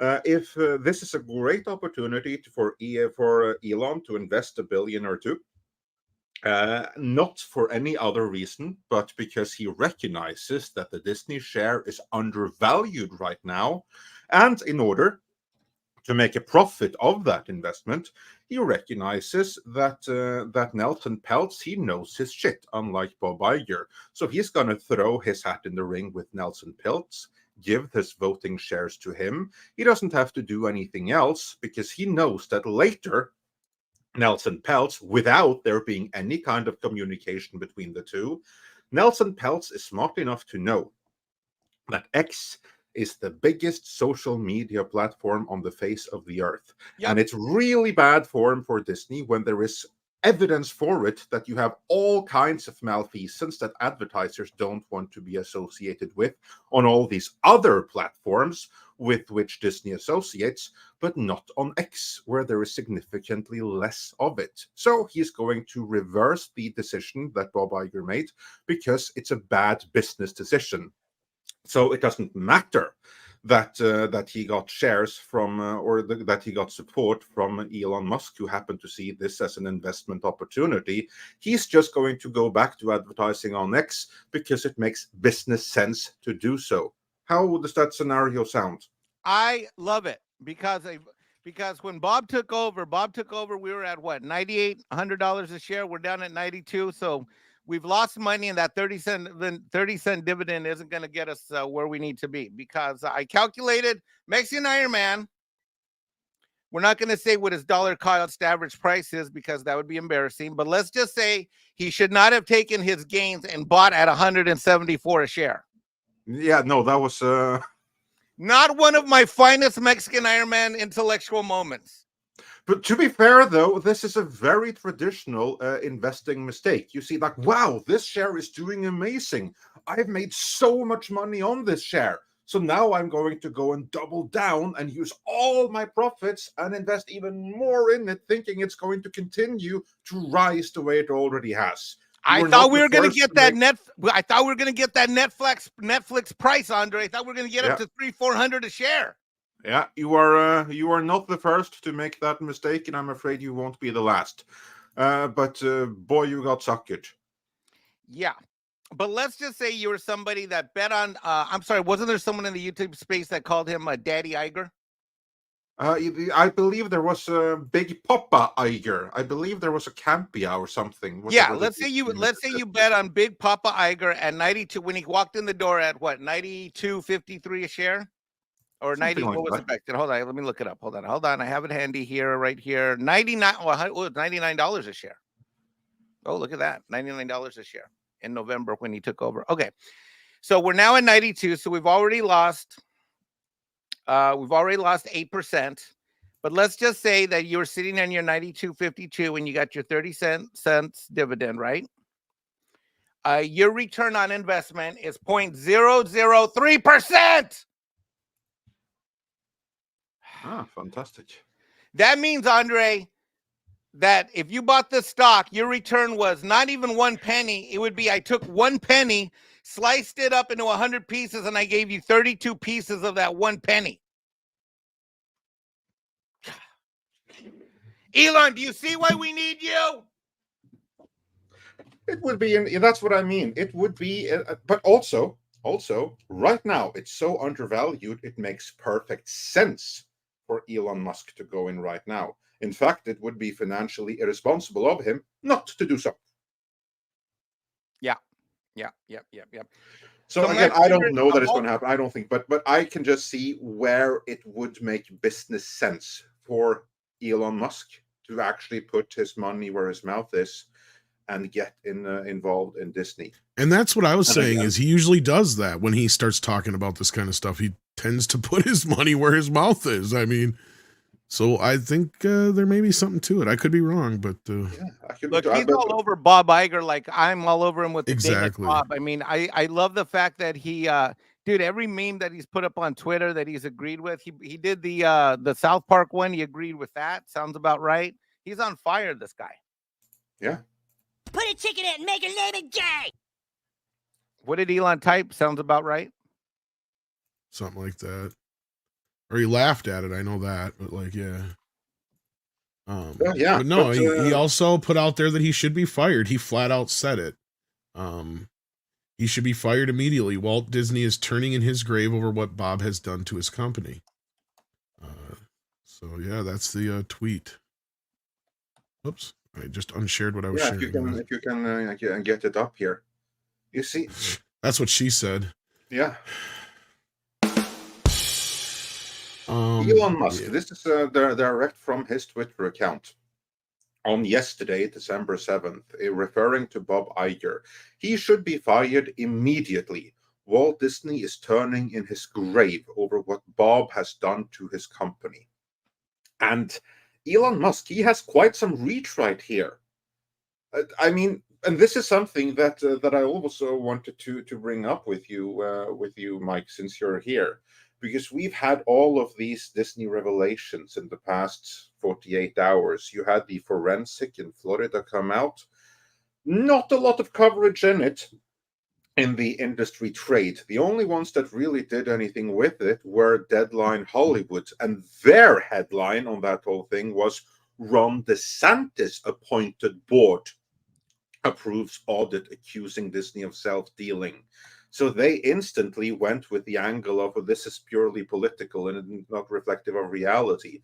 And none of the other trades have really written anything about it at all. So denial appears to be strong here.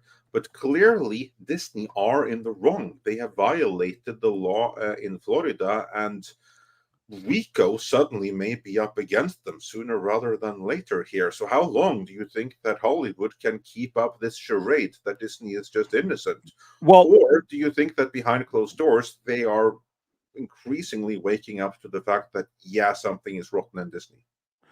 Well, to answer that, I want to highlight something that I haven't heard, and maybe it has been. I've been out of town all week and over the weekend. So I'm just getting back and I'm trying to catch up on everybody's streams and videos about all of this stuff.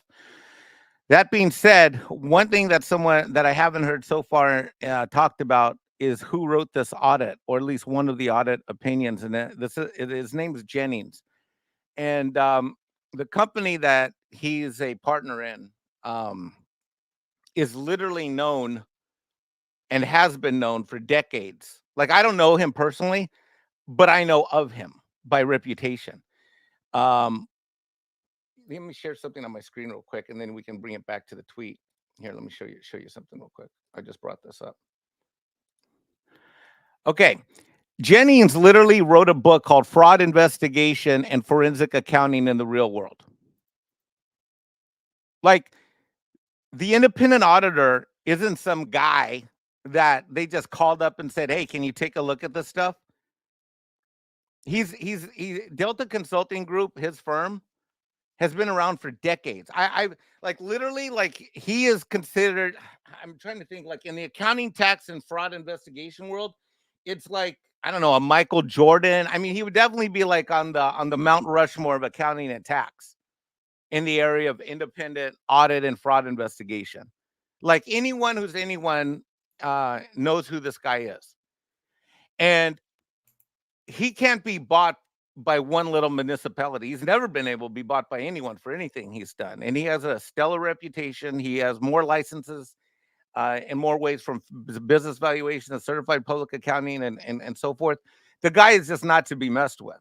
He is absolutely a badass in the accounting and tax world.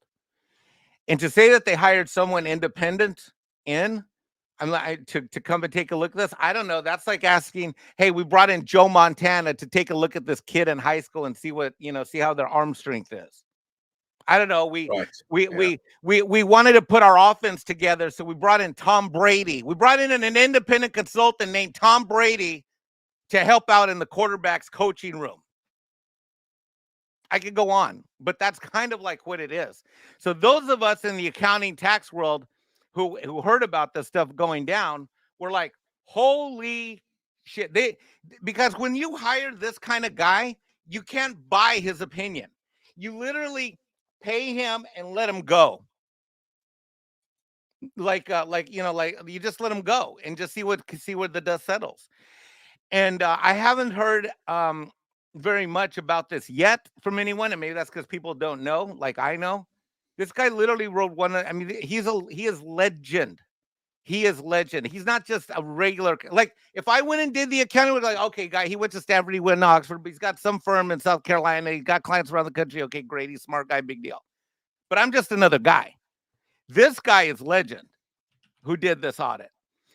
And this is the kind of guy that if there are civil suits or there are criminal investigations, you put this guy on the stand with his CV. He's unchallengeable. You're not going to bring someone else up to say, oh, this is a guy that just got bought off by Ron DeSantis or Disney or whatever the hell. So I understand why he's being ignored, because this guy is so credible.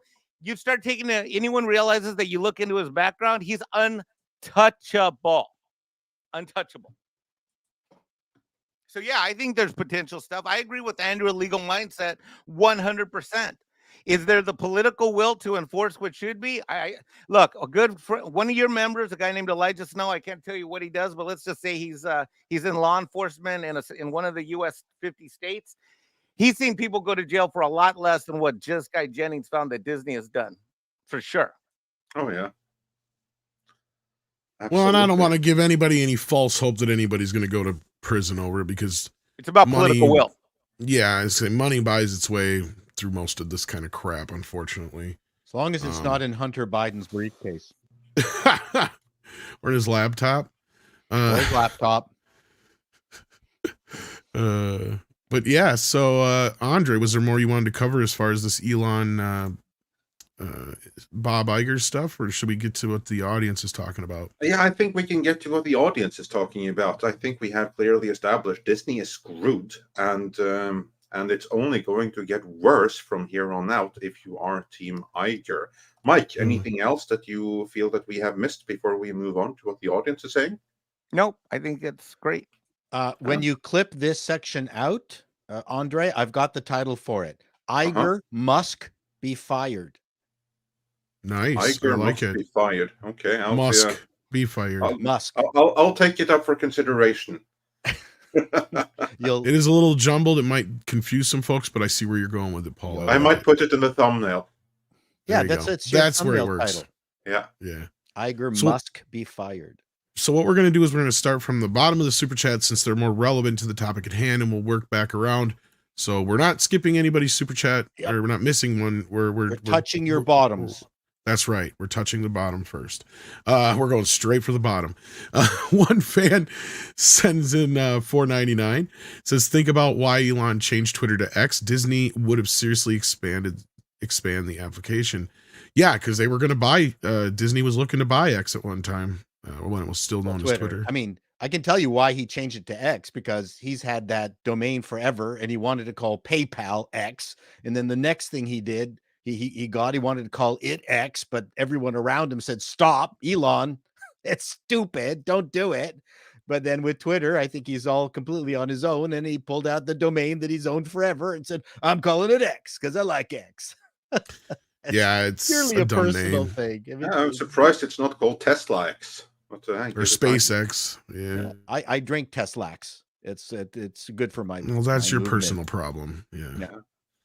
We don't want to hear about your movements or what you have to send in and lick to send in. Yes. Thank you, Ontario government. Poop in the envelope and then lick it shut. I saw that. Mario Trillo sends in $5. Thank you for that. Did I say that right this time, Mikey? Trujillo. Trujillo. Okay. Through True. like THREW. Trujillo. Okay. I'll forget that in just a few minutes, I'm sure. Trujillo. Mario Trujillo sends in $5 and says, I still fucked it up, didn't I? It's not just Jennings. All the dudes in the audits are top of the fields. Florida didn't bring in the big guns. They launched the BFG is what he's talking about there, I should imagine. Yeah, indeed. As Mike is saying, it's going to be very difficult to refute the findings from people of this kind of stature, resume, and caliber. Very difficult. Yeah, but it's a witch hunt, It's all DeSantis. Oh, that's what he they're made going it with. all up. Mercenary X21 sends in $2 and says, I like X. Then again, I'm biased. Also, Disney is effed. Yeah. Also, Disney is effed. Yeah. Yeah. When it rains, it pours, and this is just the beginning. That's the fun thing here. This ain't over. This is the beginning of their problems. C-Man sends in $5 and says, Paul, have you seen executives like Bob Iger in the past?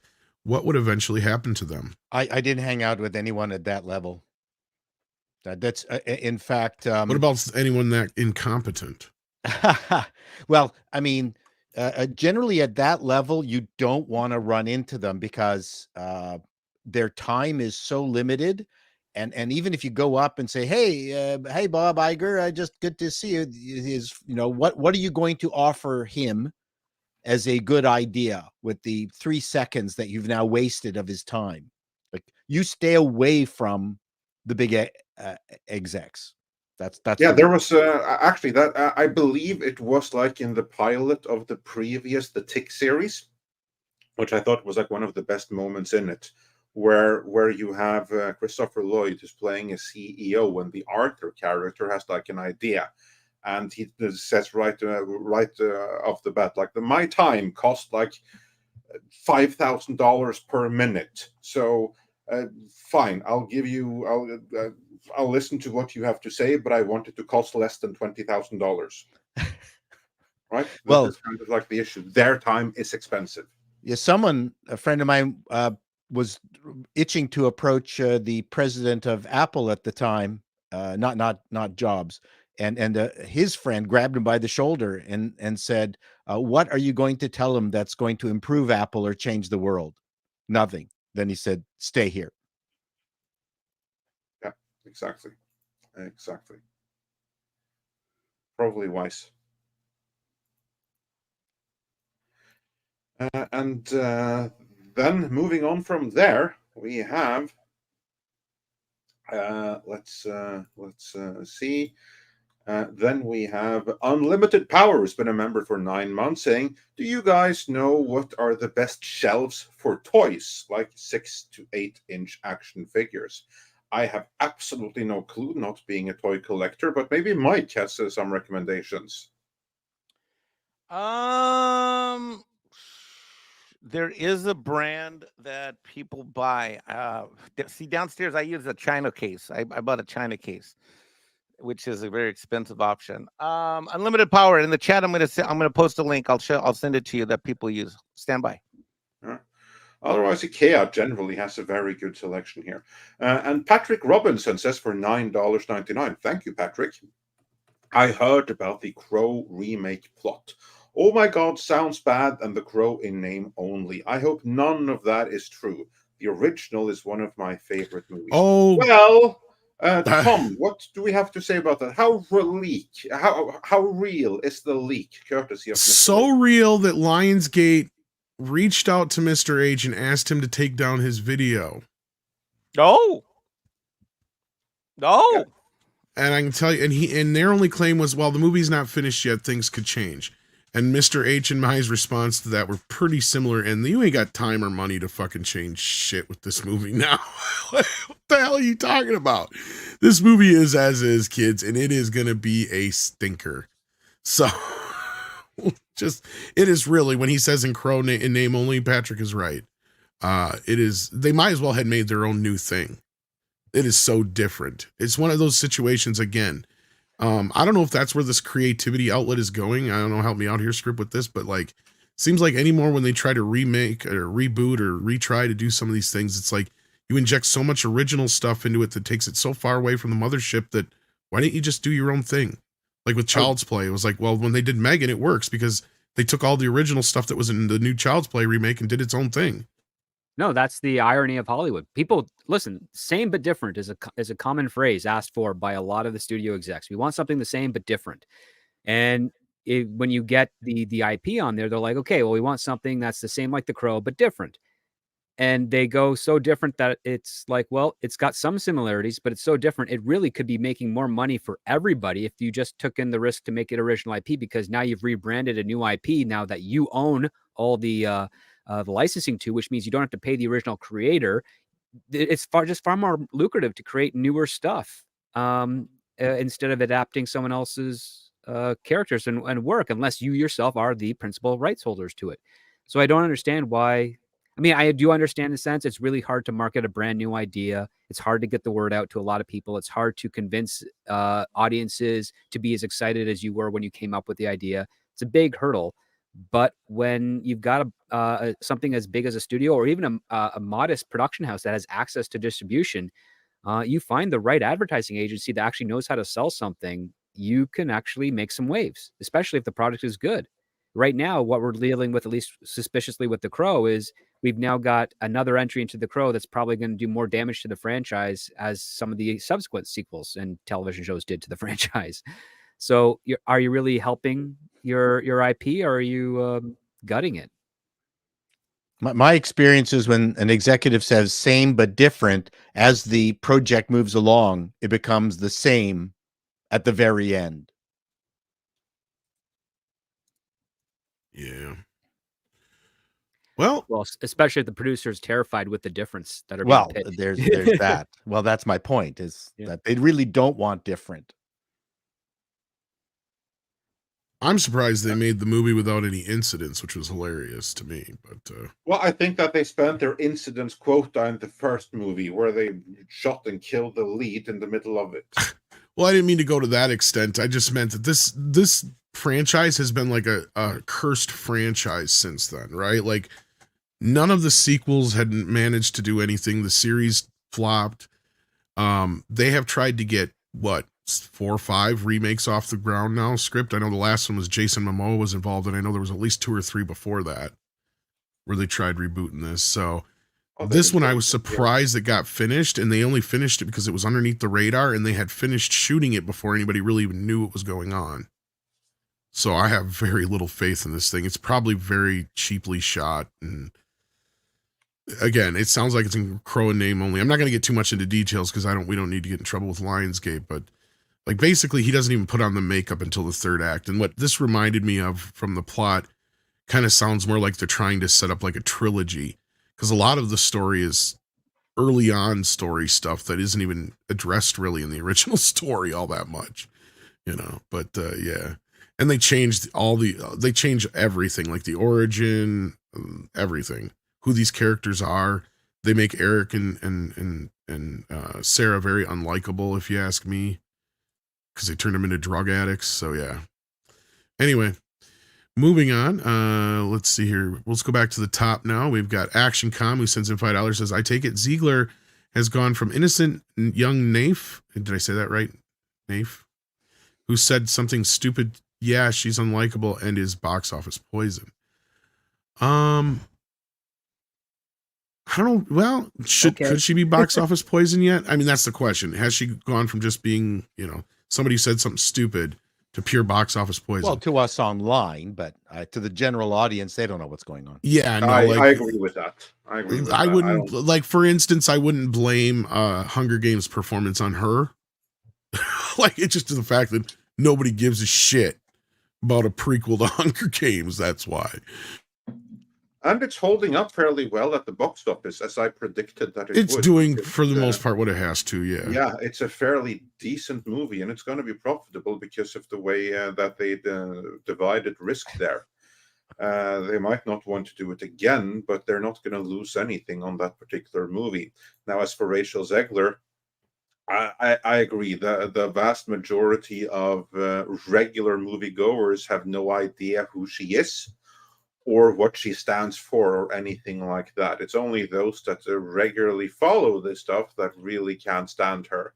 Unfortunately, those that really can't stand her have 10 people that they can tell go see or don't go see this movie. So it's so that there's anyone that dislikes her is obviously not great. Not great at all. Okay. NAFE, N-A-F-E, stands for noobs are fucking everywhere, I guess, according to Randall Orser. Thank you for that interpretation. And since Paul has to get out of here because, he's on Canadian time. Yes. Sends in $5, which, unlike, the other kind of time we can't talk about. I like how when I showed up, Paul was saying Canadian time is when you just leave early. Yeah, I gotta go because Mike's here. Yeah, you just leave early. Yeah. Well, because it's so cold here, we actually have fewer hours in the day. Yes, this is compressed, true. It slows down light. Yeah. You guys are actually in 2027 by now? Close. Yeah. We know stuff that we can't tell. Script and I talk about it offline. I know. You all have your little fucking club. Yes, we do. Anyway. Canadian club, actually. Oh, fuck you. You are being very wry, Script. Canadian? Yeah. I got to do this right. I have such sights to show you. What's that from? Hellraiser. Oh, I know nothing about Hellraiser. Sends in $5. Says, but Chato, all those IPs went where they've never been before. Down the shitter. IPs. I think some of the ones you were talking about earlier. Oh, maybe. Which ones? Pick one. They're most of them have. Yeah, there's more. We'd have a quicker time going. Which ones haven't been destroyed? Karate Kid. Oh, I know what. Yes. One Piece. No, they're referring to the fact that I was saying that Disney's job was actually to expand on those purchases, not devalue them. Yes. Yeah. Well, and initially the plan was there. I don't think, and I've said this before, and I'm not trying to defend Bob, I don't think the initial idea was to take these male-led franchises and make them girl brands. The initial idea was we need to buy these so we can get the boys market. Kathleen Kennedy, I think, was the one who fed into the whole idea of making the Force female. And on the other side, you had, Feige and his little crew behind him and his little activists behind him pushing shit to go a certain direction. And that's where shit went wrong. And then Pixar, we already know what happened there. Well, they ousted Lasseter. So that was your trifecta, basically, of a hurricane of bullshit, basically. Yep. Because it made sense on paper. It all made sense on paper. Disney should, in an alternate universe right now, since they love multiverses so much, in a multiverse right now, Disney is not only the biggest brand out there, they're doing better than they ever have before, and their stock is huge because they've got 3 of the biggest fucking brands on the planet right now, right? And all they had to do was just sit back and let them collect money and just let them do what they've been doing for years. And in the short run, it's Fox that might just save them because they actually have product. Because they haven't destroyed it all yet. Maybe that's the one saving grace so far. Yeah. Yeah, Fox has always been a very efficiently run system. For the most part, they made some mistakes, but not nearly as many as others. Yeah, I mean, even if you make the mistakes and you make them cheaply, you know you're going to have a percentage of mistakes. They're very comparable to Universal in that respect. Yeah. They always, they didn't play it necessarily safe, but they always had stuff to rely on that they could. They knew how to recover. I'll put it that way. Exactly. Yeah. So yeah, unless there's anything more to say to that, Paul, you're going to leave us, and you got appalling news. I have you never have time to do my TV Guide episodes anymore. Nope. I'm right now. I'm telling you, I have no time. I cannot. I'm running. So I've got I have another appalling news. Very funny, I think, and a young thing that went to Italy and didn't realize that there were Italians there. Hilarious. It was brilliant. I loved it. I can also go check out appalling news. I think there's a joke like that made in Euro Trip. Yeah. Paul, you'll be glad to know that it showed up in my feed. So it's nice for people who are linked together. It's certainly showing up. And the good news is that this morning it hit its monetization level. Congratulations! So that's 3 weeks. It hit all the things that it needed to do to become monetized. So I'm going to work on that. And and I dropped my movie, my review of Lady Ballers.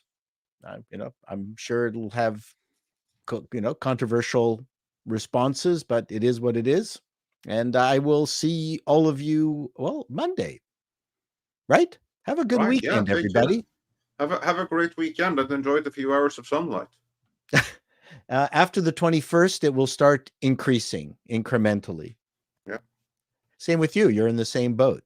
And traditionally I would be right now. I am in the Canary Islands. Oh, that's right. That's right. I keep forgetting that you're not in the land of the Aurora Borealis. Yeah, I'm not in the land of midnight sun just now. I'll be back eventually. No. Okay. This year will be a year without winter. And we've got that bet on whether what movie is it? Oh, on Aquaman, whether it's going to beat Black Adam or not. So I owe you herring if I lose, and you owe me some Norwegian. Some Norwegian sardines. Yes. Some people suggested that I bring you some Swedish surströmming, but I would never do that. No, don't do that to me. Yeah. Better price some herring. I'll give you something nice. But I you know what? If it's, do you guys do sardines and sauce? Yeah. Okay. I mean, with paprika, yeah, but not lemon. I don't want sardines and lemon. I'll get you something nice, and it's not going to be surströmming. Don't worry about it. I mean, that's Swedish. I'm not going to go to Sweden to get you something. Thank you very much, everyone. Six, and I'm not ignoring you, Six. I love you. Don't. I love you too, Paul. Don't. I'm ignoring you only because I'm running as fast as I can. Don't trip. You might break a hip or something. I'm getting old. I don't think it'll heal. Talk to you, everyone. Bye. Yeah. All right. Take care. All right. Let's move on here. We have more super chats. Let's listen to what the audience has to say. Next, we have my own countryman, Paradise Plane, who says for 100 krona, the aerospace industry never built reusable rockets until Elon Musk did it on 22nd of December of 2015. First landing of an orbital class rocket's first stage on land. This is true. Prior to Elon Musk, every single rocket, especially the big ones, was basically a jumbo jet that was used once. Oh yeah, they were designed to be disposable. They would just fall away into the ocean. Yeah, this is true. That's the true horror of rockets. Now, in the defense of the guys in the 60s who made the proper ones, they didn't have the technology to make them land. But ever since then, it's been kind of a waste, especially the whole shuttle program. But I'd love to do a separate stream about that. The Elusive says for $5. I'm glad Wonka looks good, so we can have a proper trilogy now. You know, Wonka, Willy Wonka, and the Chocolate Factory, and Snowpiercer. LOL. That's I count 4 movies in that trilogy, and I don't see how the 4th one fits. But hey, whatever works. You'll never underestimate headcanon. ActionCom says for $5. I take it Ziegler has gone from innocent young knave who said something stupid to, yeah, she's unlikable and box office poison. I think we got this one, didn't we? Yeah, I just realized my super chats are all screwed up on my end. So yeah. Oh, fantastic. Okay. Yeah. But anyway, thank you, ActionCom, and also thank you, ActionCom, for helping out so much with transcribing the time codes. That is amazing, and we love you for it, and we are eternally grateful. As should everyone be. So big up, ActionCom. Rob Thunderheart's been a member for 26 months and says, "Hail Midnight's Edge in the morning." And being an author, he says, "Cashed another royalty. See-through love plug. A Spanish teacher can become invisible when angry, but when aroused, it happens uncontrollably. Is shocked to find new gym teacher is blind, but can see her when invisible." That is quite the pitch right there. So everyone go and check out See-Through Love, which you can find on Amazon, I believe. Dark King says for $2, introduce Bat Tom's Gotham PD Alley, Marshall Frank. Ally. Oh my God. He means ally. After dark. But yeah, I can have that there. And STR Red Wolf says for $5, let me imitate Mr. West in saying that Pizza Tower is the best game of all time. I don't think I've ever played Pizza Tower. Huh? Who here is familiar with a game called Pizza Tower? Nope, sorry. It's just a prank pizza call. I got to imagine this is probably kind of like a bartender game or something like that, where you're dealing with a stacking of pizza or something. I've never played it. Yeah, no, and it's Kid Chameleon on the Sega Mega Drive is the best game of all time. And then the DCV Titan says for $2 Canadian, forget Grand Theft Auto 6. Play Rogue Traitor for the Emperor. Also games whose name I know, but I'm not really more familiar with them outside of that. Jesus Davila has gifted 1 Midnight's Edge membership. Thank you, Jesus. That's much appreciated, and congrats to who got it.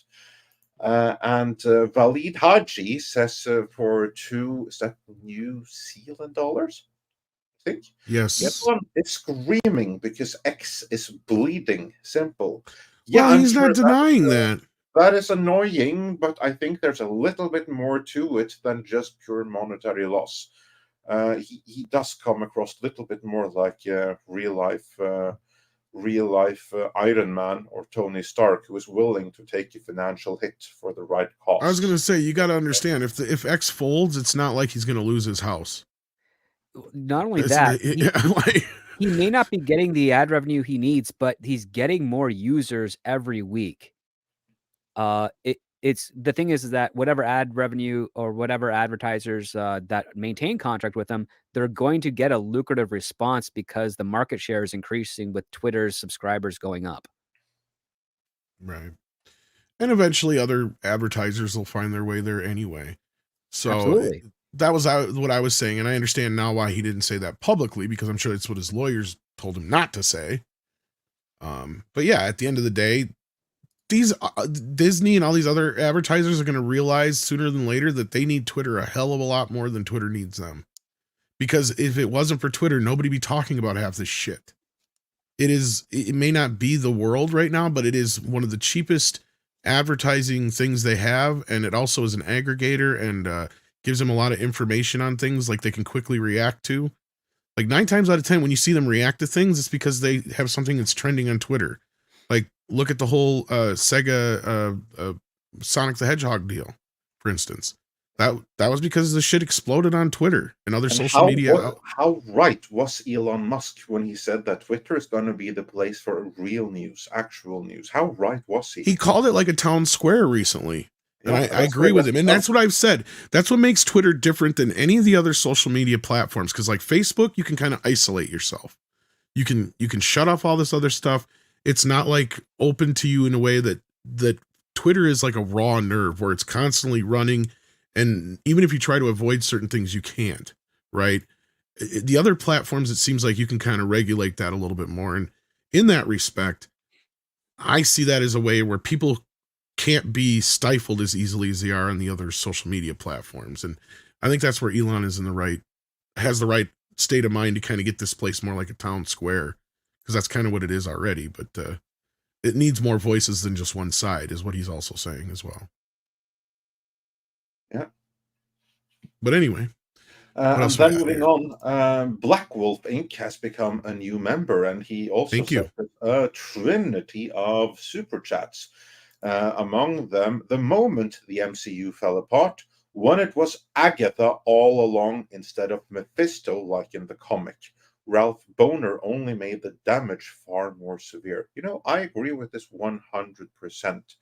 I remember during the airing or the publishing of WandaVision, everyone was so excited for the Mephisto reveal when you even had the tease of it in like that blow-up doll and everything, and it all came to naught. And Ralph Boner was just Ralph Boner. That was all it was. So yeah, I agree. That series, I think, was tremendously damaging for the MCU. It was off to a good start, but by the end, the brand damage had set in, is my theory. Then he moves on to DC, saying for $5, Wonder Woman made money because men wanted a Wonder Woman movie more than people think. She was very cool in the Justice League cartoon as well. And if memory serves, it's way overdue. The audience split was like a healthy 60-40% or something, with the majority of audience being men. You are not wrong. The superhero franchise has always been male-driven, and the demand for female superheroes is also mostly driven by men, because women want Barbie and stuff like that instead. Or what say you, Six? I think she stepped away, but yeah, I can't speak for Six, but I can tell you that she's not your typical, like, I mean, she likes certain things like, your general average woman would, but she's also a nerd girl too, to where she likes Star Wars and stuff like that. So I'd say she's more of the exception to that kind of rule. But that's the best I can say for Six until she gets back. Mike? Yeah. I agree that there was a tremendous thirst for a Wonder Woman movie and curiosity for it. And I can't really be that objective because, as we know, I'm a recovering Snyder bro. But yeah. Yeah. Well, we're all here for you, Mike. And there's plenty of us who floated with Snyder, and we can still appreciate his movies, and while appreciating that not everything was right and great there. And I mean, I've said a million times over it was overdue anyway, but yeah, go ahead, Black Wolf Inc. He concludes Trinity of Super Chats for $5, asking, will another editorial on Nelson Peltz attempting to take over Disney be coming? Yes, over the course of the weekend, I guess.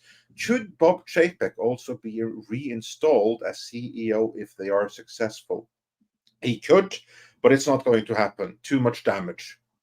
Yeah, I think they've moved past it now. Too much baggage. Even though he did nothing wrong, Bob Iger has tainted his name so badly now and had him associated with so much negative stuff that wasn't his fault, that no, Chapek can never come back. What say you, Mike? Yeah, there's zero chance. Yeah. I've said a few times now, and I wonder what Mike thinks of this. I think Disney's best bet is to find somebody who isn't necessarily in the entertainment business. These kind of companies, when they reach a point like this, they tend to turn around or have better success when they pull somebody in from some other industry. Like I'm reminded of what was his name, Tom Salinsky or whatever, who came into Sega from Mattel. Tom Kalinske. Kalinski's, thank you, Kalinske. I'm getting him crossed over with the Tommy Boy character, I think. But yeah, like that kind of a situation, I think works better. So maybe pulling in somebody from the toy industry, and I dare say maybe the video game industry before it went too bad. Something like that might be a better bet for this company now than trying to bring in somebody who's already inside the business, because that's where we have the problem, where it's already poisoned and problematic from the inside out. You need a fresh point of view. Yeah, you need an outsider, someone who doesn't have personal connections and who isn't afraid of being blacklisted from the parties and yeah, from the cocktail parties. That's like the big thing. When you get someone who's from the club, who might get blacklisted from attending certain like white suit parties and cocktail parties if they make unpopular decisions, you don't want that. It has to be an outsider. Exactly which industry the person is coming from is secondary. I mean, you don't even need someone from America. Get the killer from abroad who's done this before. Someone who has no connections, who is not afraid of doing what must be done, which is essentially, you need an Elon Musk style purge. You need to do to Disney what was done to Twitter. Fire 80% of the stock. I mean, I've said before, fire 100%. Fire everyone and let the good ones reapply and justify what they did there and why they should be rehired. And if they got a good case, rehire them. But as it is right now, I think that probably you have so many liabilities in their workforce that you need to do something drastic to fix it. But it won't be Chapek doing it.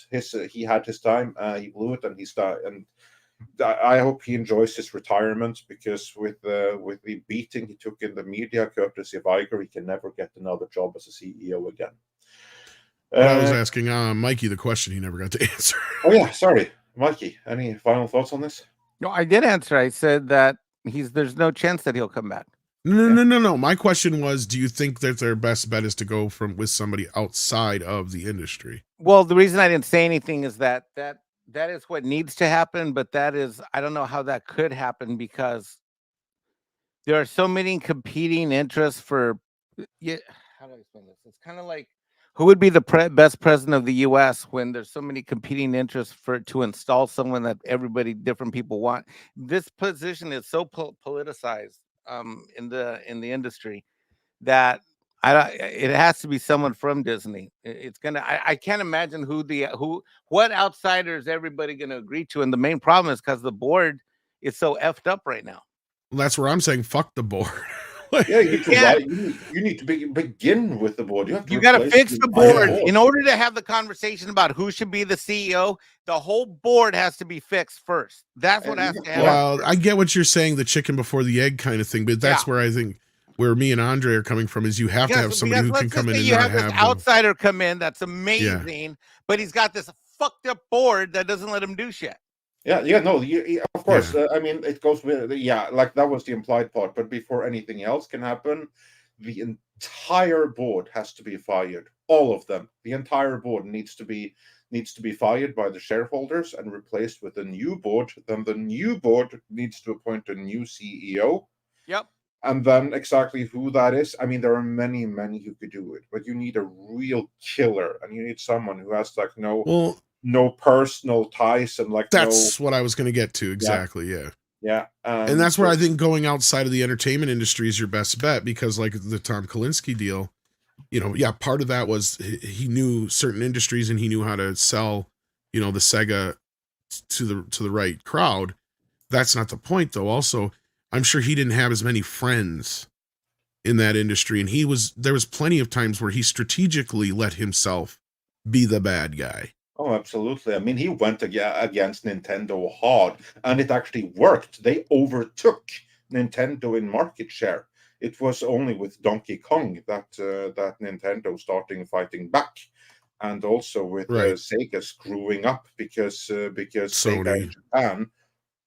Sega in Japan were done with the Mega Drive because it tanked in Japan. It did amazing in the West, but it tanked in Japan.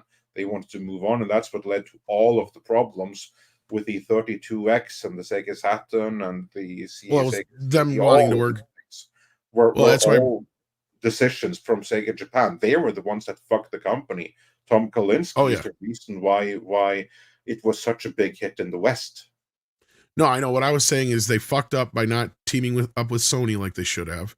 Yeah. And then you're right, 100% right. The foreign arm of the company was pissed at Tom Kalinske because the boss would fly off the handle over there and go, "Why aren't you guys doing as good as Tom is?" So they hated him. Yeah. And so Sega got fucked because of it. that actually kind of leads us into this video game conversation real quick. I know our guest hasn't made it yet, but you were pretty excited to talk about this. So I'm going to let you for a few minutes, Andre, real quick on the Sega thing. What's going on with that? Yeah, well, what is going on is that Sega actually dropped a video only yesterday where they announced new games that they are working on. Among others, they announced that they are working on a new Golden Axe. They are working on a new Shinobi. They're working on a new Streets of Rage. Those three, of course, are the ones that I am really interested in here. And then they also announced a couple of other ones. We have a story here in Variety. I'm going to put it in the private chat so that we can bring it up on screen here. Ah, there you go. Sega rebooting retro franchises, including Crazy Taxi and Streets of Rage, as gaming corporation eyes Hollywood expansion, because that's obviously what this is about. Because Sega is no longer in the hardware business. They are now a software developer. But they are a software developer who, looking jealously over at what Nintendo has been doing with Hollywood, they want some of that. I mean, Sonic did really, really well for them, but they have pretty great library of other games. Now, Streets of Rage is already being developed over at Lionsgate. We don't have a detailed status there, though it is referenced in the video. Let's see what they have what they write in the story here. What it says here is, this is from Variety. Dust off those joysticks. Sega is rebooting a handful of retro franchises, including Crazy Taxi, Streets of Rage, Golden Axe, Jet Set Radio, and Shinobi. I have honestly never heard of Jet Set Radio. That's after the Mega Drive. Crazy Taxi, I know, is also after that. The Japanese gaming giant announced a new initiative which will revive a number of IPs as well as new video games developed for today's audiences. Uh-oh, that's a red alert right there. December 7th at the Game Awards, Sega also showed the Los Angeles audience a trailer that previews footage of the new games, which are currently in development. As two of the rebooted titles already have film adaptations in development, Sega eyes Hollywood ambitions beyond its successful Sonic movie franchise. A Shinobi movie adaptation from Mark Platt and Stories International was announced back in 2016. So yeah, I think we can assume that it's dead now. So maybe it's time to do something about that now. 6-7 years later. And Lionsgate landed film rights to Streets of Rage last year, recruiting John Wick writer Derek Kolstad. So in reality, they just have one movie in development other than Sonic. Sonic is definitely a blueprint for us, Sega COO Shuji Utsumi told Variety in an interview before Game Awards. First, we really want to create the games and appeal to gamers. The game is first. However, if we are creating the world and the characters that gamers love, that means if filmmakers love that kind of direction, that can inspire the movies. So why not? And that is basically the pitch here. So they're rebooting a number of games. We've only seen some stills of this in a trailer that they released during this award show. Of which I personally thought that Shinobi looked best because that looked like a proper retro game. The others, let's wait to be seen by that. They certainly haven't had any luck with Golden Axe these last few years. And they're also, I think, disingenuous when they bring back a Shinobi movie announced in 2016. We're in 2023 now, so that's dead if there's nothing else that's been said about it since. So obviously they're hoping to bring that back again. So I'm excited for this. I want Streets of Rage, Shinobi, and Golden Axe movie adaptations. But hey, that's me. I'm a Sega kid. How about the rest of you? Does this do anything for you? How about you, Mike? I hate to say this, but what is a Sega again? Yeah, there you go. I think. Anyway, it's nice knowing Mike. No, I'm just kidding. So, asking me about that is like asking you about your excitement for. Let me think, Andre. I know Godzilla. Well, it's funny you should say that because I'm actually tremendously excited for Godzilla -1. That looks amazing. Now, No, I mean all the other Godzilla movies. Oh, I've screwed that. Exactly, that's what I'm saying. Yeah. No, I mean, look, I love gaming. That I just can't. It's kind of like Highlander. Like you pick the one system I just never got into. I mean, I got an Xbox One back there. I got a custom gaming system. I got a PS5, and I have for years. I've never gotten into any of the Sega titles. You know what? There's a game on the Sega Master System. That's the equivalent to the Nintendo Entertainment System, the 8-bit one. That would make you fall in love with Sega forever. Alf. For real, there's an Alf game on the Sega.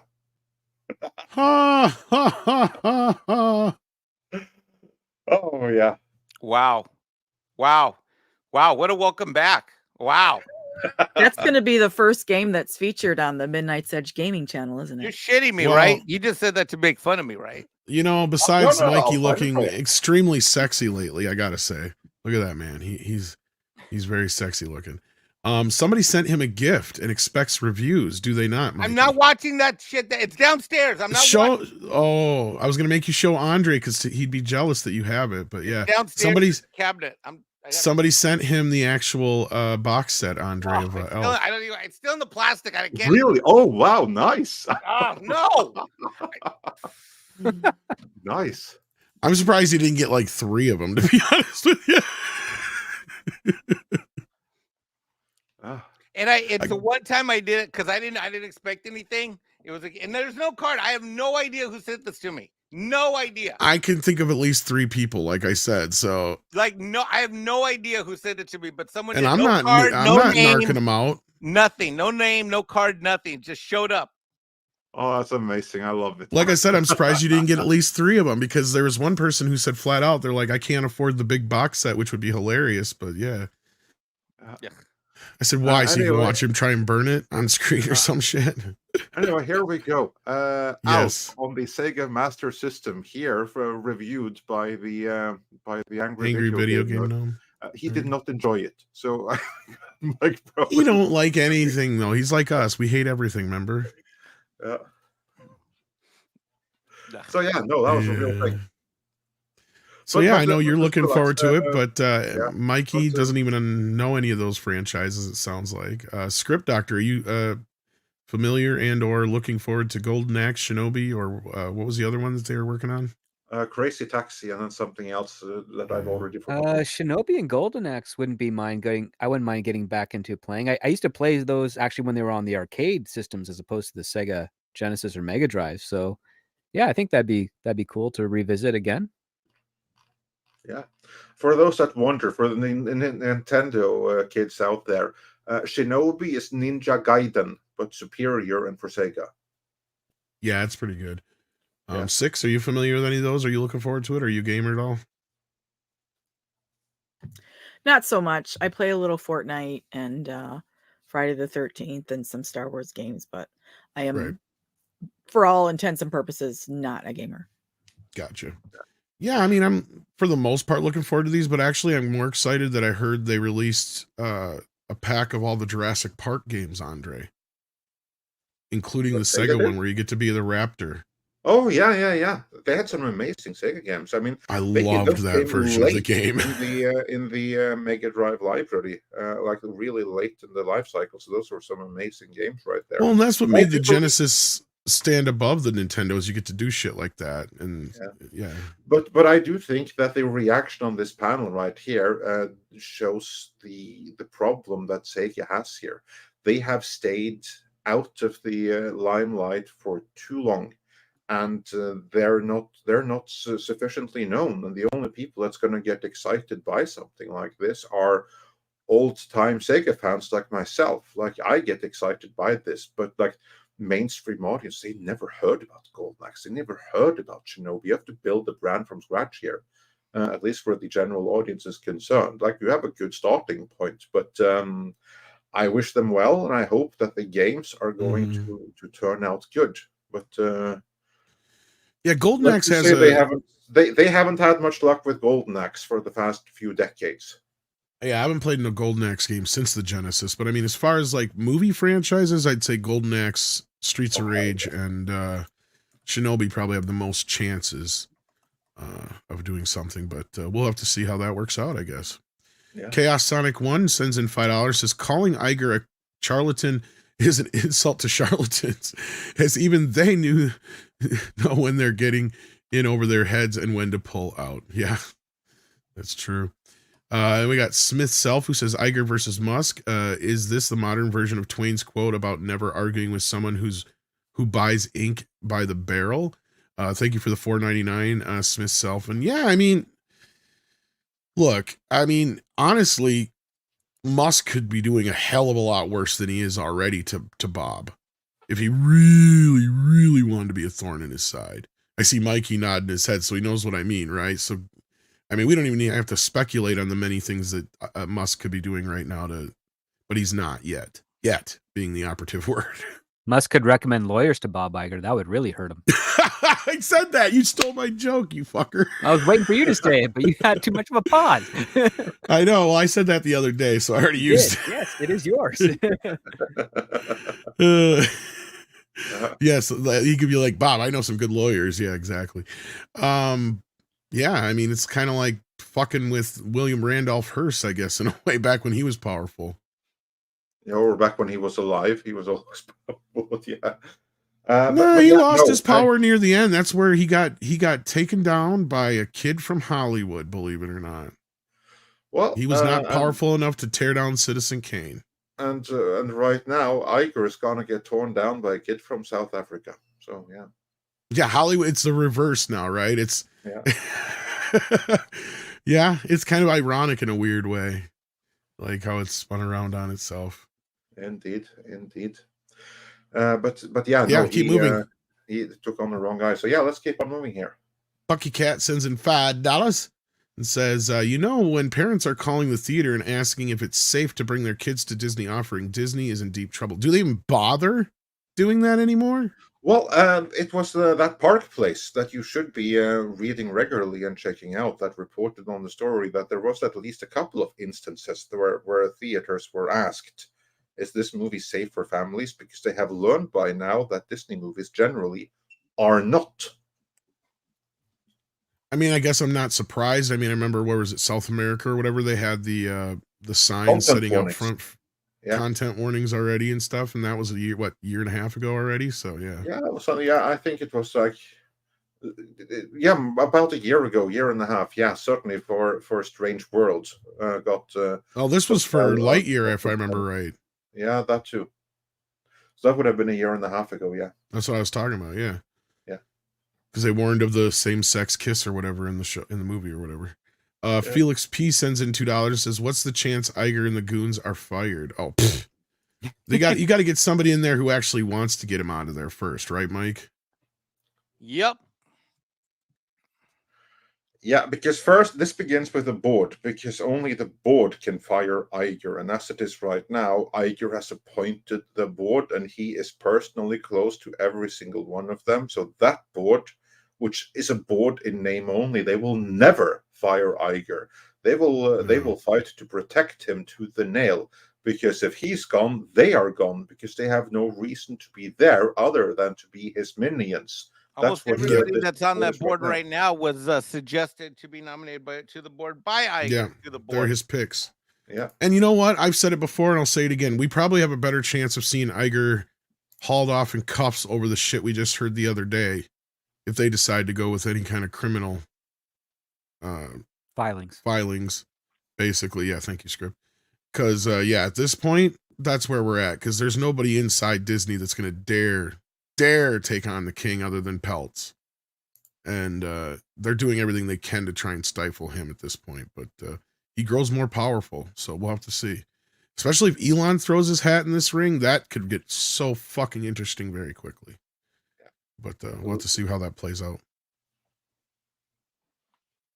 Warrior Justice sends in $2, says Liz, I think it means Lizzo, uses Snapchat. It will be called Snack Chat. Well, I'm pretty sure she does already. Midnight Red Snack Chat. I know. Warriors of Justice sends in $5, says, hey, everyone, I got in trouble today at work. Someone asked me what I thought about the Clintons, and I responded, my wife tells me I can't find it. LOL. Oh. Yeah. Jesus Davilas gifted a membership. Thank you for that, Jesus. We appreciate the help. Dondi Bedstuy sends in $5 and says, went to see Godzilla -1. Awesome movie. Started watching you guys yesterday, and I just want to say all of you are y'all. All of you that you all are awesome. Well, thank you. And I was gonna say I did not recognize your image or your name there. So yeah, glad to see a new face around here. Glad to have you here. Yeah, be sure to check out some of our catalog videos. I think you'll find some of them to your liking. Go watch Mexican Iron Man rant about Wakanda. That's on the live archive. Yeah, you don't want to miss that one. If you search for it, you'll find it. Like a Mexican angry reaction to Wakanda. That is a classic right there. That was Dondi's first super chat on the channel. So thank you. Yes, thank you. And thank you. Yeah. We were gentle. Pinochet's helicopter tour sends in $5 and says, stop playing by imposed rules. If I walk through U.S. Capitol on J6, I know I'm a criminal. People who did criminal things, Disney are criminals too. Name them. Well, it's getting to that point, Pinochet. It is getting to that point. So it's going to get interesting here as this filing, if it happens the way it does. This next year is going to be a very interesting in the continued history of humanity from this point onwards. Mm-hmm. Paulus Plain sends in 100 Norwegian krona and says Elon Musk buys shares in Disney. Then Elon Musk's first likely target of removal is Mary Barra, CEO General Motors and member of board of Disney after Bob. That's probable if he has that swing. Because you got to get rid of the board. And Elon may be that key because you don't want him to run Disney, but he might be somebody who can influence people to get that fucking board out of there and a new board elected, right, Mike? Isn't that my understanding? Yep. Yeah. Nelson needs 2 slots on the board to start effecting some change around here. Yeah, that's exactly right. And what he needs to get that is more allies. Like he's not going to get BlackRock. He's not going to get State Street. He's not going to get Vanguard, but he can potentially get most everyone else. So it's everyone else that Nelson Peltz has to appeal to. And the more bigger they are, the more he has to appeal to them in order to win them over to his side, because that's the only way that profitability is going to return to Disney. So it should be in Disney's shareholder interest, or in the interest of Disney shareholders, to actually throw their hat in the ring with Nelson Peltz. Because Iger has now shown for many years that what he's doing, that ain't working anymore. And him being called out by Elon Musk in such a public fashion, that's pretty dramatic. Yeah, and it keeps trending, so we'll have to see how this goes. Zion42 sends in $5 and says, happy 44th anniversary plus a day to the premiere of Star Trek The Motion Picture. The 4K director's cut is so very good. Yes, it is. It is. What I also like is they finished basically because it was just one shot, but the television version of it. I don't know if you're aware of that, Andre. No, I wasn't. What's this? Well, the television version is the one that has all the footage just piled into it, but there was one shot that you could see all the scaffolding in the background because they never finished the shot. Well, they finally finished it for this edition. So you actually have the quote unquote finished television cut too. 4K release that there's like an extended motion picture extended even beyond the director's cut, or is the yes, but you have to get, I think over there you may be able to get it in a standard release, but like here you had to get it in a limited edition box set that only came with that third disc. And on that third disc is the TV cut. And for those who may not remember, back in the day, they would, to fit a film in certain time periods, if it was an hour and 45-minute movie, they would want to show it for 90 minutes. Well, they'd either cut 15 minutes out of it, or they would show it for 3 hours and they'd add, half hour, 45 minutes of footage to it. And people like Dino De Laurentiis and such would love to add a bunch of footage to their movies and extend them over 2 nights. So then they get double the money that way. Well, in this case, they actually added footage to the movie for the release when they put it on television. And a lot of that stuff was the footage that was reused for the director's cut. But there's also stuff in there that's not in the director's cut. So it's basically like pretty much almost the assembly cut or whatever you want to call it of Star Trek: The Motion Picture. Okay. And I love it. It's great. It's like I think it's a little bit longer than the director's cut, basically. But yeah, so it has all the couple of scenes that were only in the TV cut that people remembered growing up. Because back then, when you couldn't just buy VHSs, sometimes you had to sit and wait for them to show up on TV and you record them. And then later on, when you'd see the theatrical cuts, if you hadn't seen them before, you're like, wait, where's this scene? Wait, where's that scene? Wait, what? Wait, what? Because yeah, they would do that quite often. They would just add scenes in to pad out the timing. Yeah. I had no idea that was done to this movie. So in this extended version, but it has gotten the director's cut enhancements, right? Because I can't think of any other movie that has benefited so much from a director's edition as Star Trek: The Motion Picture. The way that they cleaned it up completely, and also like how they, for instance, especially the scenes on Vulcan. No, the effects are still the theatrical effects. Oh, that's what you're asking. Well, yeah, then it doesn't help. Because, I mean, to me, that's the single greatest restoration there has ever been, because the theatrical version of the Vulcan scene, I mean, that was like a completely mess, where basically Spock is blinded by the sunlight in what appears to be in the middle of the night. Yeah, I think they still have that crap in there, unfortunately, because it's the representation of that. The only thing they fixed was that one scene that isn't in the director's cut, and it's a shot of Kirk in his spacesuit, and you could see all the scaffolding and the green screen and stuff behind him still.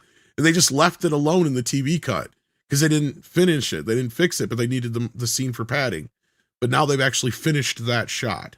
So it's done. It's got the background like it's supposed to, but that's the only thing they did specifically for that. But you can only get that version in that box set, so I don't know how you can get it outside of the U.S. But I think they, I'm sure you can find it on. I'm sure I can find it locally here.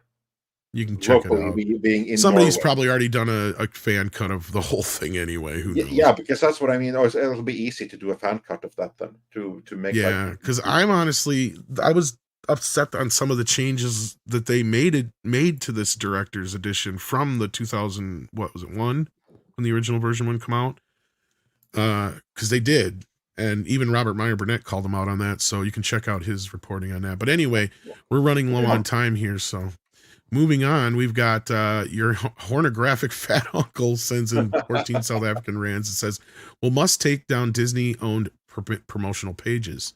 That's a good question. I don't think so. I don't think so, though. No, the way a true business Chad works is he profits off of the people that he has differences with. Yeah, monetize your haters. Yep. So no, he's not going to do that because if he were to do that, that actually would scare off other advertisers. Because then he would show himself to be unhinged. Then he would have crossed the line. He can't do that. Yep, you can only do that when you're on the other side of the political universe.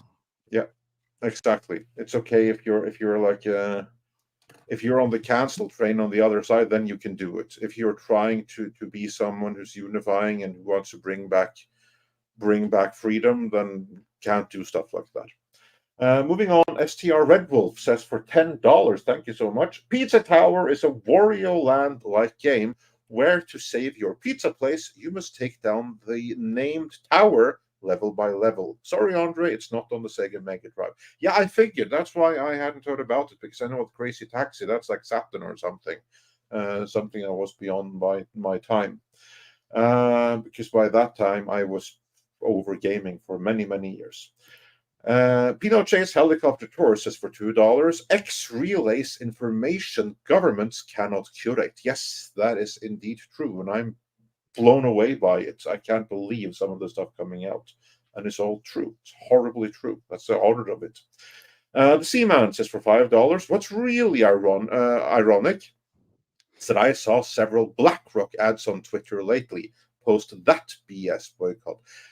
Yeah, I saw that too, because they're getting a lot of flack right now as well. So it's ironic that they are advertising on Twitter. No, actually, they're not advertising, are they? They're just posting their story, and they're paying to have it boosted, I think. But hey, I'm glad. Let people see the hypocrisy. That's how it should be. Low Punter says for $4.99, Mike the Mexican Iron Man and others. Iger will be looking for a fall guy in the RCID legal issues. Could Chapek get tagged since he ran the parks for so long? Honestly, can we jump to another super chat that I think semi kind of it goes with this, and I think could help the conversation. Okay, so hang on to that note. Because your pornographic fat uncle sends in another 14 South African rands and asks what happens if Chapek turns state witness. I think this answers that question. So go ahead, Mike. I think it's much more likely that Chapek, if he ever comes back in any way, shape, or form related to Disney, it will come back as what one would call a cooperating type of person. I think so too. That would be my guess. I'm not a lawyer. And who's to say that that's maybe not a reason we haven't heard from him yet? Again, I agree with you because he's under NDA. But as we know, NDAs do not cover criminal activity. Right. And in this case, Chapek was kind of just thrown to the wolves. And you got to They're going to have a hard fucking time making a case that he had anything to do with a lot of this shit. Go ahead. Chapek is many things, but he is an accountant originally. He is not a Hollywood ego-driven personality type of guy. So don't think for a second that he's going to worry about what Hollywood or what political parties think of him. He's going to care about his integrity first and his legal liability second, in my opinion. Indeed, and that's any other super chats for me? I got to roll in like 4 minutes. Yeah, okay. Says for $2. Mexican looks like he wants to Minecraft Alf. Yes, any day of the. You know what? Hold on. Yeah. Okay, hold on. Minecraft brick Alf. Watch. Let's do it. Yeah. And Kelechi Oki also wonders, can you tell me the brief history of Mikey and Alf? So, yeah, Mikey, what's the brief history between you and Alf? Yeah, my dumb ass was dumb enough to bring up, I was on a live stream that I wasn't planned to be on, and out of nowhere on the news coverage of the day, Tom mentioned that the Alf, I don't know what the hell it was, announcement that the show's coming back. I don't know what it was. And I wasn't even supposed to be there, and I was like, and I lost it because as a kid, it is my most hated TV show of all time. I hate Alf. It was annoying. My whole family was into it. We had Alf pillows. We had Alf rugs. We had Alf towels. And then it was always showing in the just doing dumb. I'm about real sci-fi and real aliens. This guy Alf is a real alien. Like real alien. Like oh my God. He is a real alien. Because somebody sent it to him. It's the same one I got. That was I might have sent it to him. I don't even remember. That was pretty funny. That was pretty funny. I honestly, I don't. I think I might have. I have so much Alf. I'm not trying to take credit for somebody else if they did, but like, yeah. Yeah, so basically you let everyone know you hated Alf, and you and Alf have been so close. Biggest mistake of the internet, dude. This is why Yellow Flash can never let down the Godzilla 98 stuff, because he let it be known that he hated that fucking movie. So now everybody constantly says it's his favorite movie. Yeah. Elf is now stuck with you forever. You're just gonna have to deal with it. I think it was an episode of Midnight's Edge in the morning where that happened. Can that it be was right? Midnight's Edge in the morning. You were here, Andre, when this went down. Your most torturous moments happened on Midnight's Edge in the morning. He-Man, Action Con, you need to help us find out which episode that was. We can do a clip on that. History in the making. I just showed up and I'm like, wait, what? And you got to understand, if somebody bought you that box set, you're obligated now as a YouTuber to review it. It's just the way it is. I got a stack of stuff I got to go through. I have Alf pajamas someone gave. Chris Persia gave me Alf pajamas. I want Alf pajamas. Yeah, but you can't have them because you like Alf. That's the irony. Oh, you should be having an Alf cup right there. So I need to go around saying I fucking hate Ninja Turtles and Alf? That's what I should have been doing all this time. Too late, I know, it's too late. Especially when I come on wearing a shirt like this. Exactly. Yeah. Too late. I like that. Yeah, this is one of my newer ones. It's kind of cool. It's It's a reproduction of the old shirts you would have gotten when the movie first came out. Yeah. Yeah, I'm gonna see if there's anything else for yes, for Mikey. Yeah, here's one. Tom, you have to read this one, Tom. Proper Mexican Iron Man, sexy professional YouTuber from DCB Titan for a Canadian toonie. Thank you. Six. Can you try to give that one a try? I didn't quite have the reverbance I was looking for. Yeah, I'm a guy. I can't do that. Mexican Iron Man, sexy professional YouTuber. There we go. Yeah.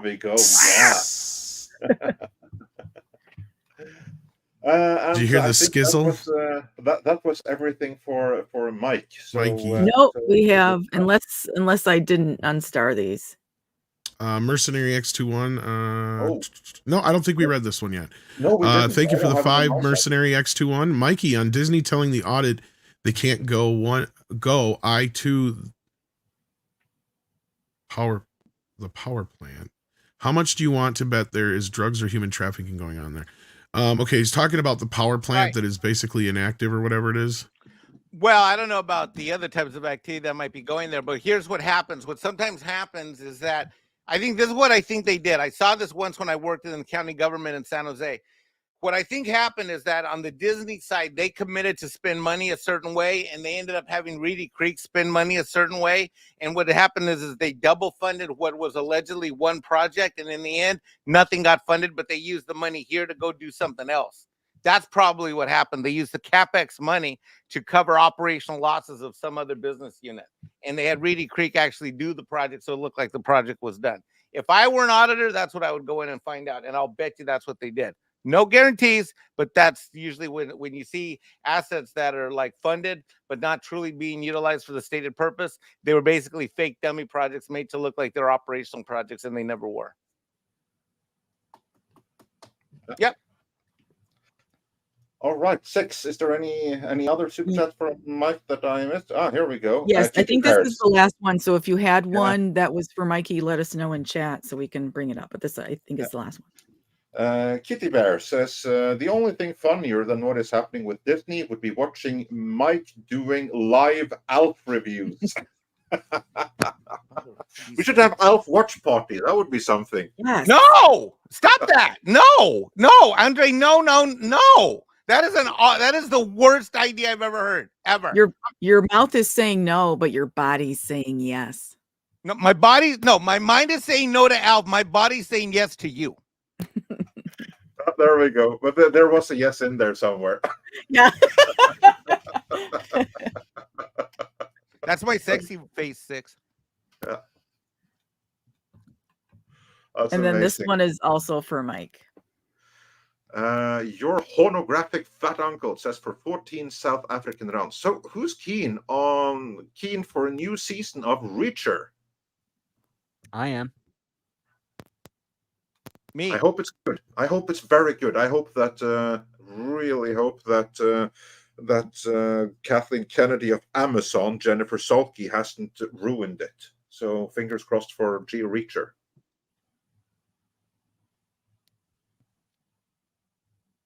Yep. And I think that's it for Mikey. All right. Yeah, we only have a couple of super chats left here, but I know that Mike has to go. So I just want to thank you for hopping in. I love having you here today. Thanks. I'll be in touch with you guys. Love you all. Bye, everybody in chat. Bye, mods. Take care. Bye. All right. And then is that my thing crackling, or is that somebody else's? I think that was Mike, just as you. I think it was Mikey's. Okay, that's what I was wondering. Yeah. KL Sonic says for $2. It's actually nice. Sega's getting its groove back. Yeah, well, we can hope. Let's see if they have their groove back. I'm not gonna be count my chickens just there yet. It's nice to see them trying. I'll wait to see if they succeed. They've tried before and fallen pretty flat on their face, but we'll see. Fingers crossed. I would like to see them succeed. KL Sonic continues. Sonic Frontiers, Superstars, and now reboot all franchises. This all wouldn't come if it wasn't for the Sonic movie. Yeah, this is true. Hollywood is changing the game, even for the studio companies, and especially when superhero movies have lost their luster. And this is the year that video game adaptations actually beat Marvel adaptations. So yeah, this absolutely is the time for them to really get into Hollywood, and I wish them well with that.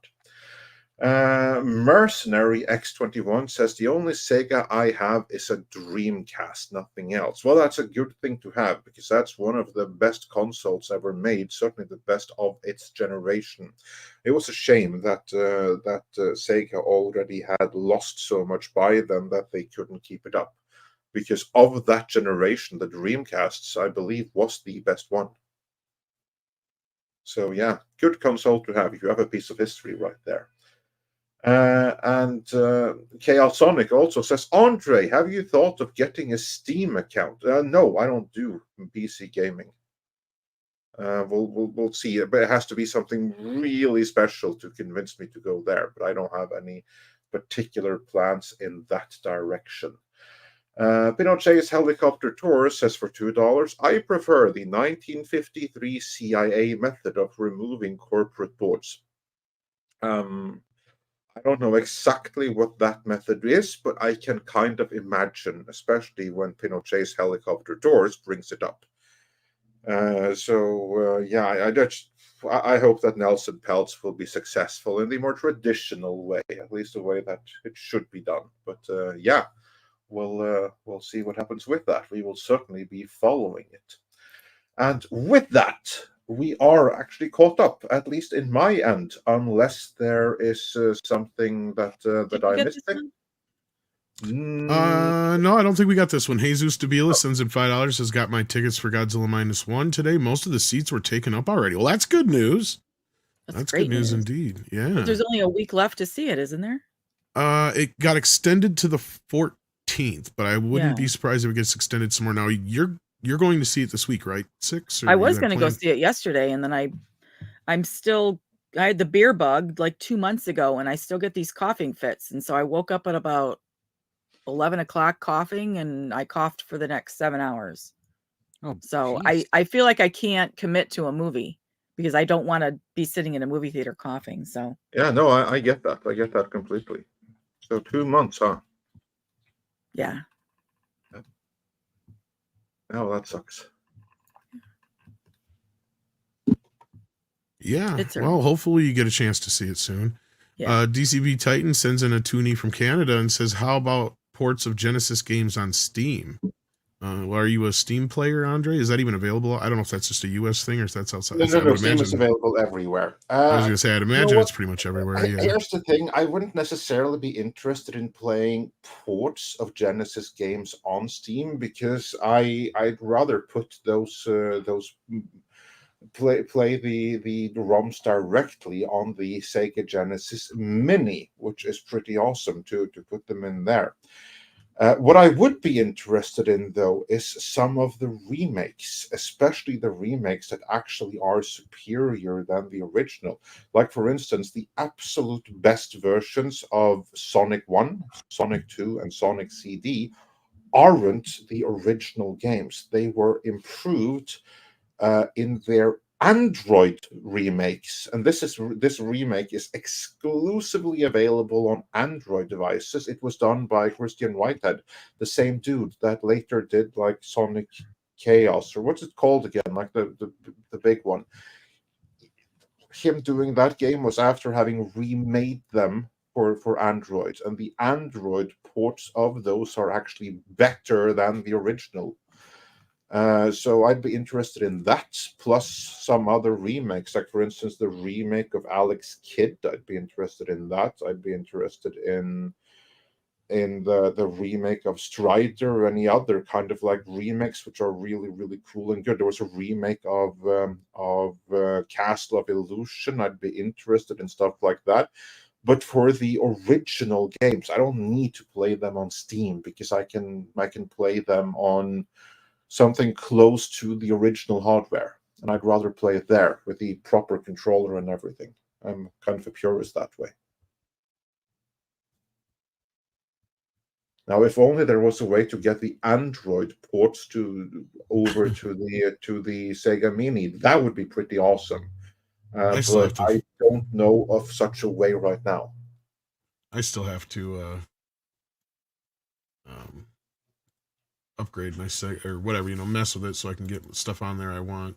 Yeah. But anyway, that being And, said, one question. Mars Monkey Max says, is Sega making a whole new system or just putting out the old system content? No, they are remaking their old games, but they're not making a new console. We should be that lucky. No. They're just making new versions of their existing games, but it is for all the other platforms. It is for Steam, it's for Xbox, it's for PlayStation, it's for Switch, it's for all of their traditional competitors, since they're no longer in the hard drive market. But they are making new games. Let's see how good those games will be, though. That's the thing I'm curious about, because they are made by entirely new teams, at least as far as I know. We were having an expert guest I was hoping would maybe show up, but he evidently was busy. So we'll just have to see how that turns out. We'll be keeping you up to date with it, because I will be trying out these new games. That's for certain.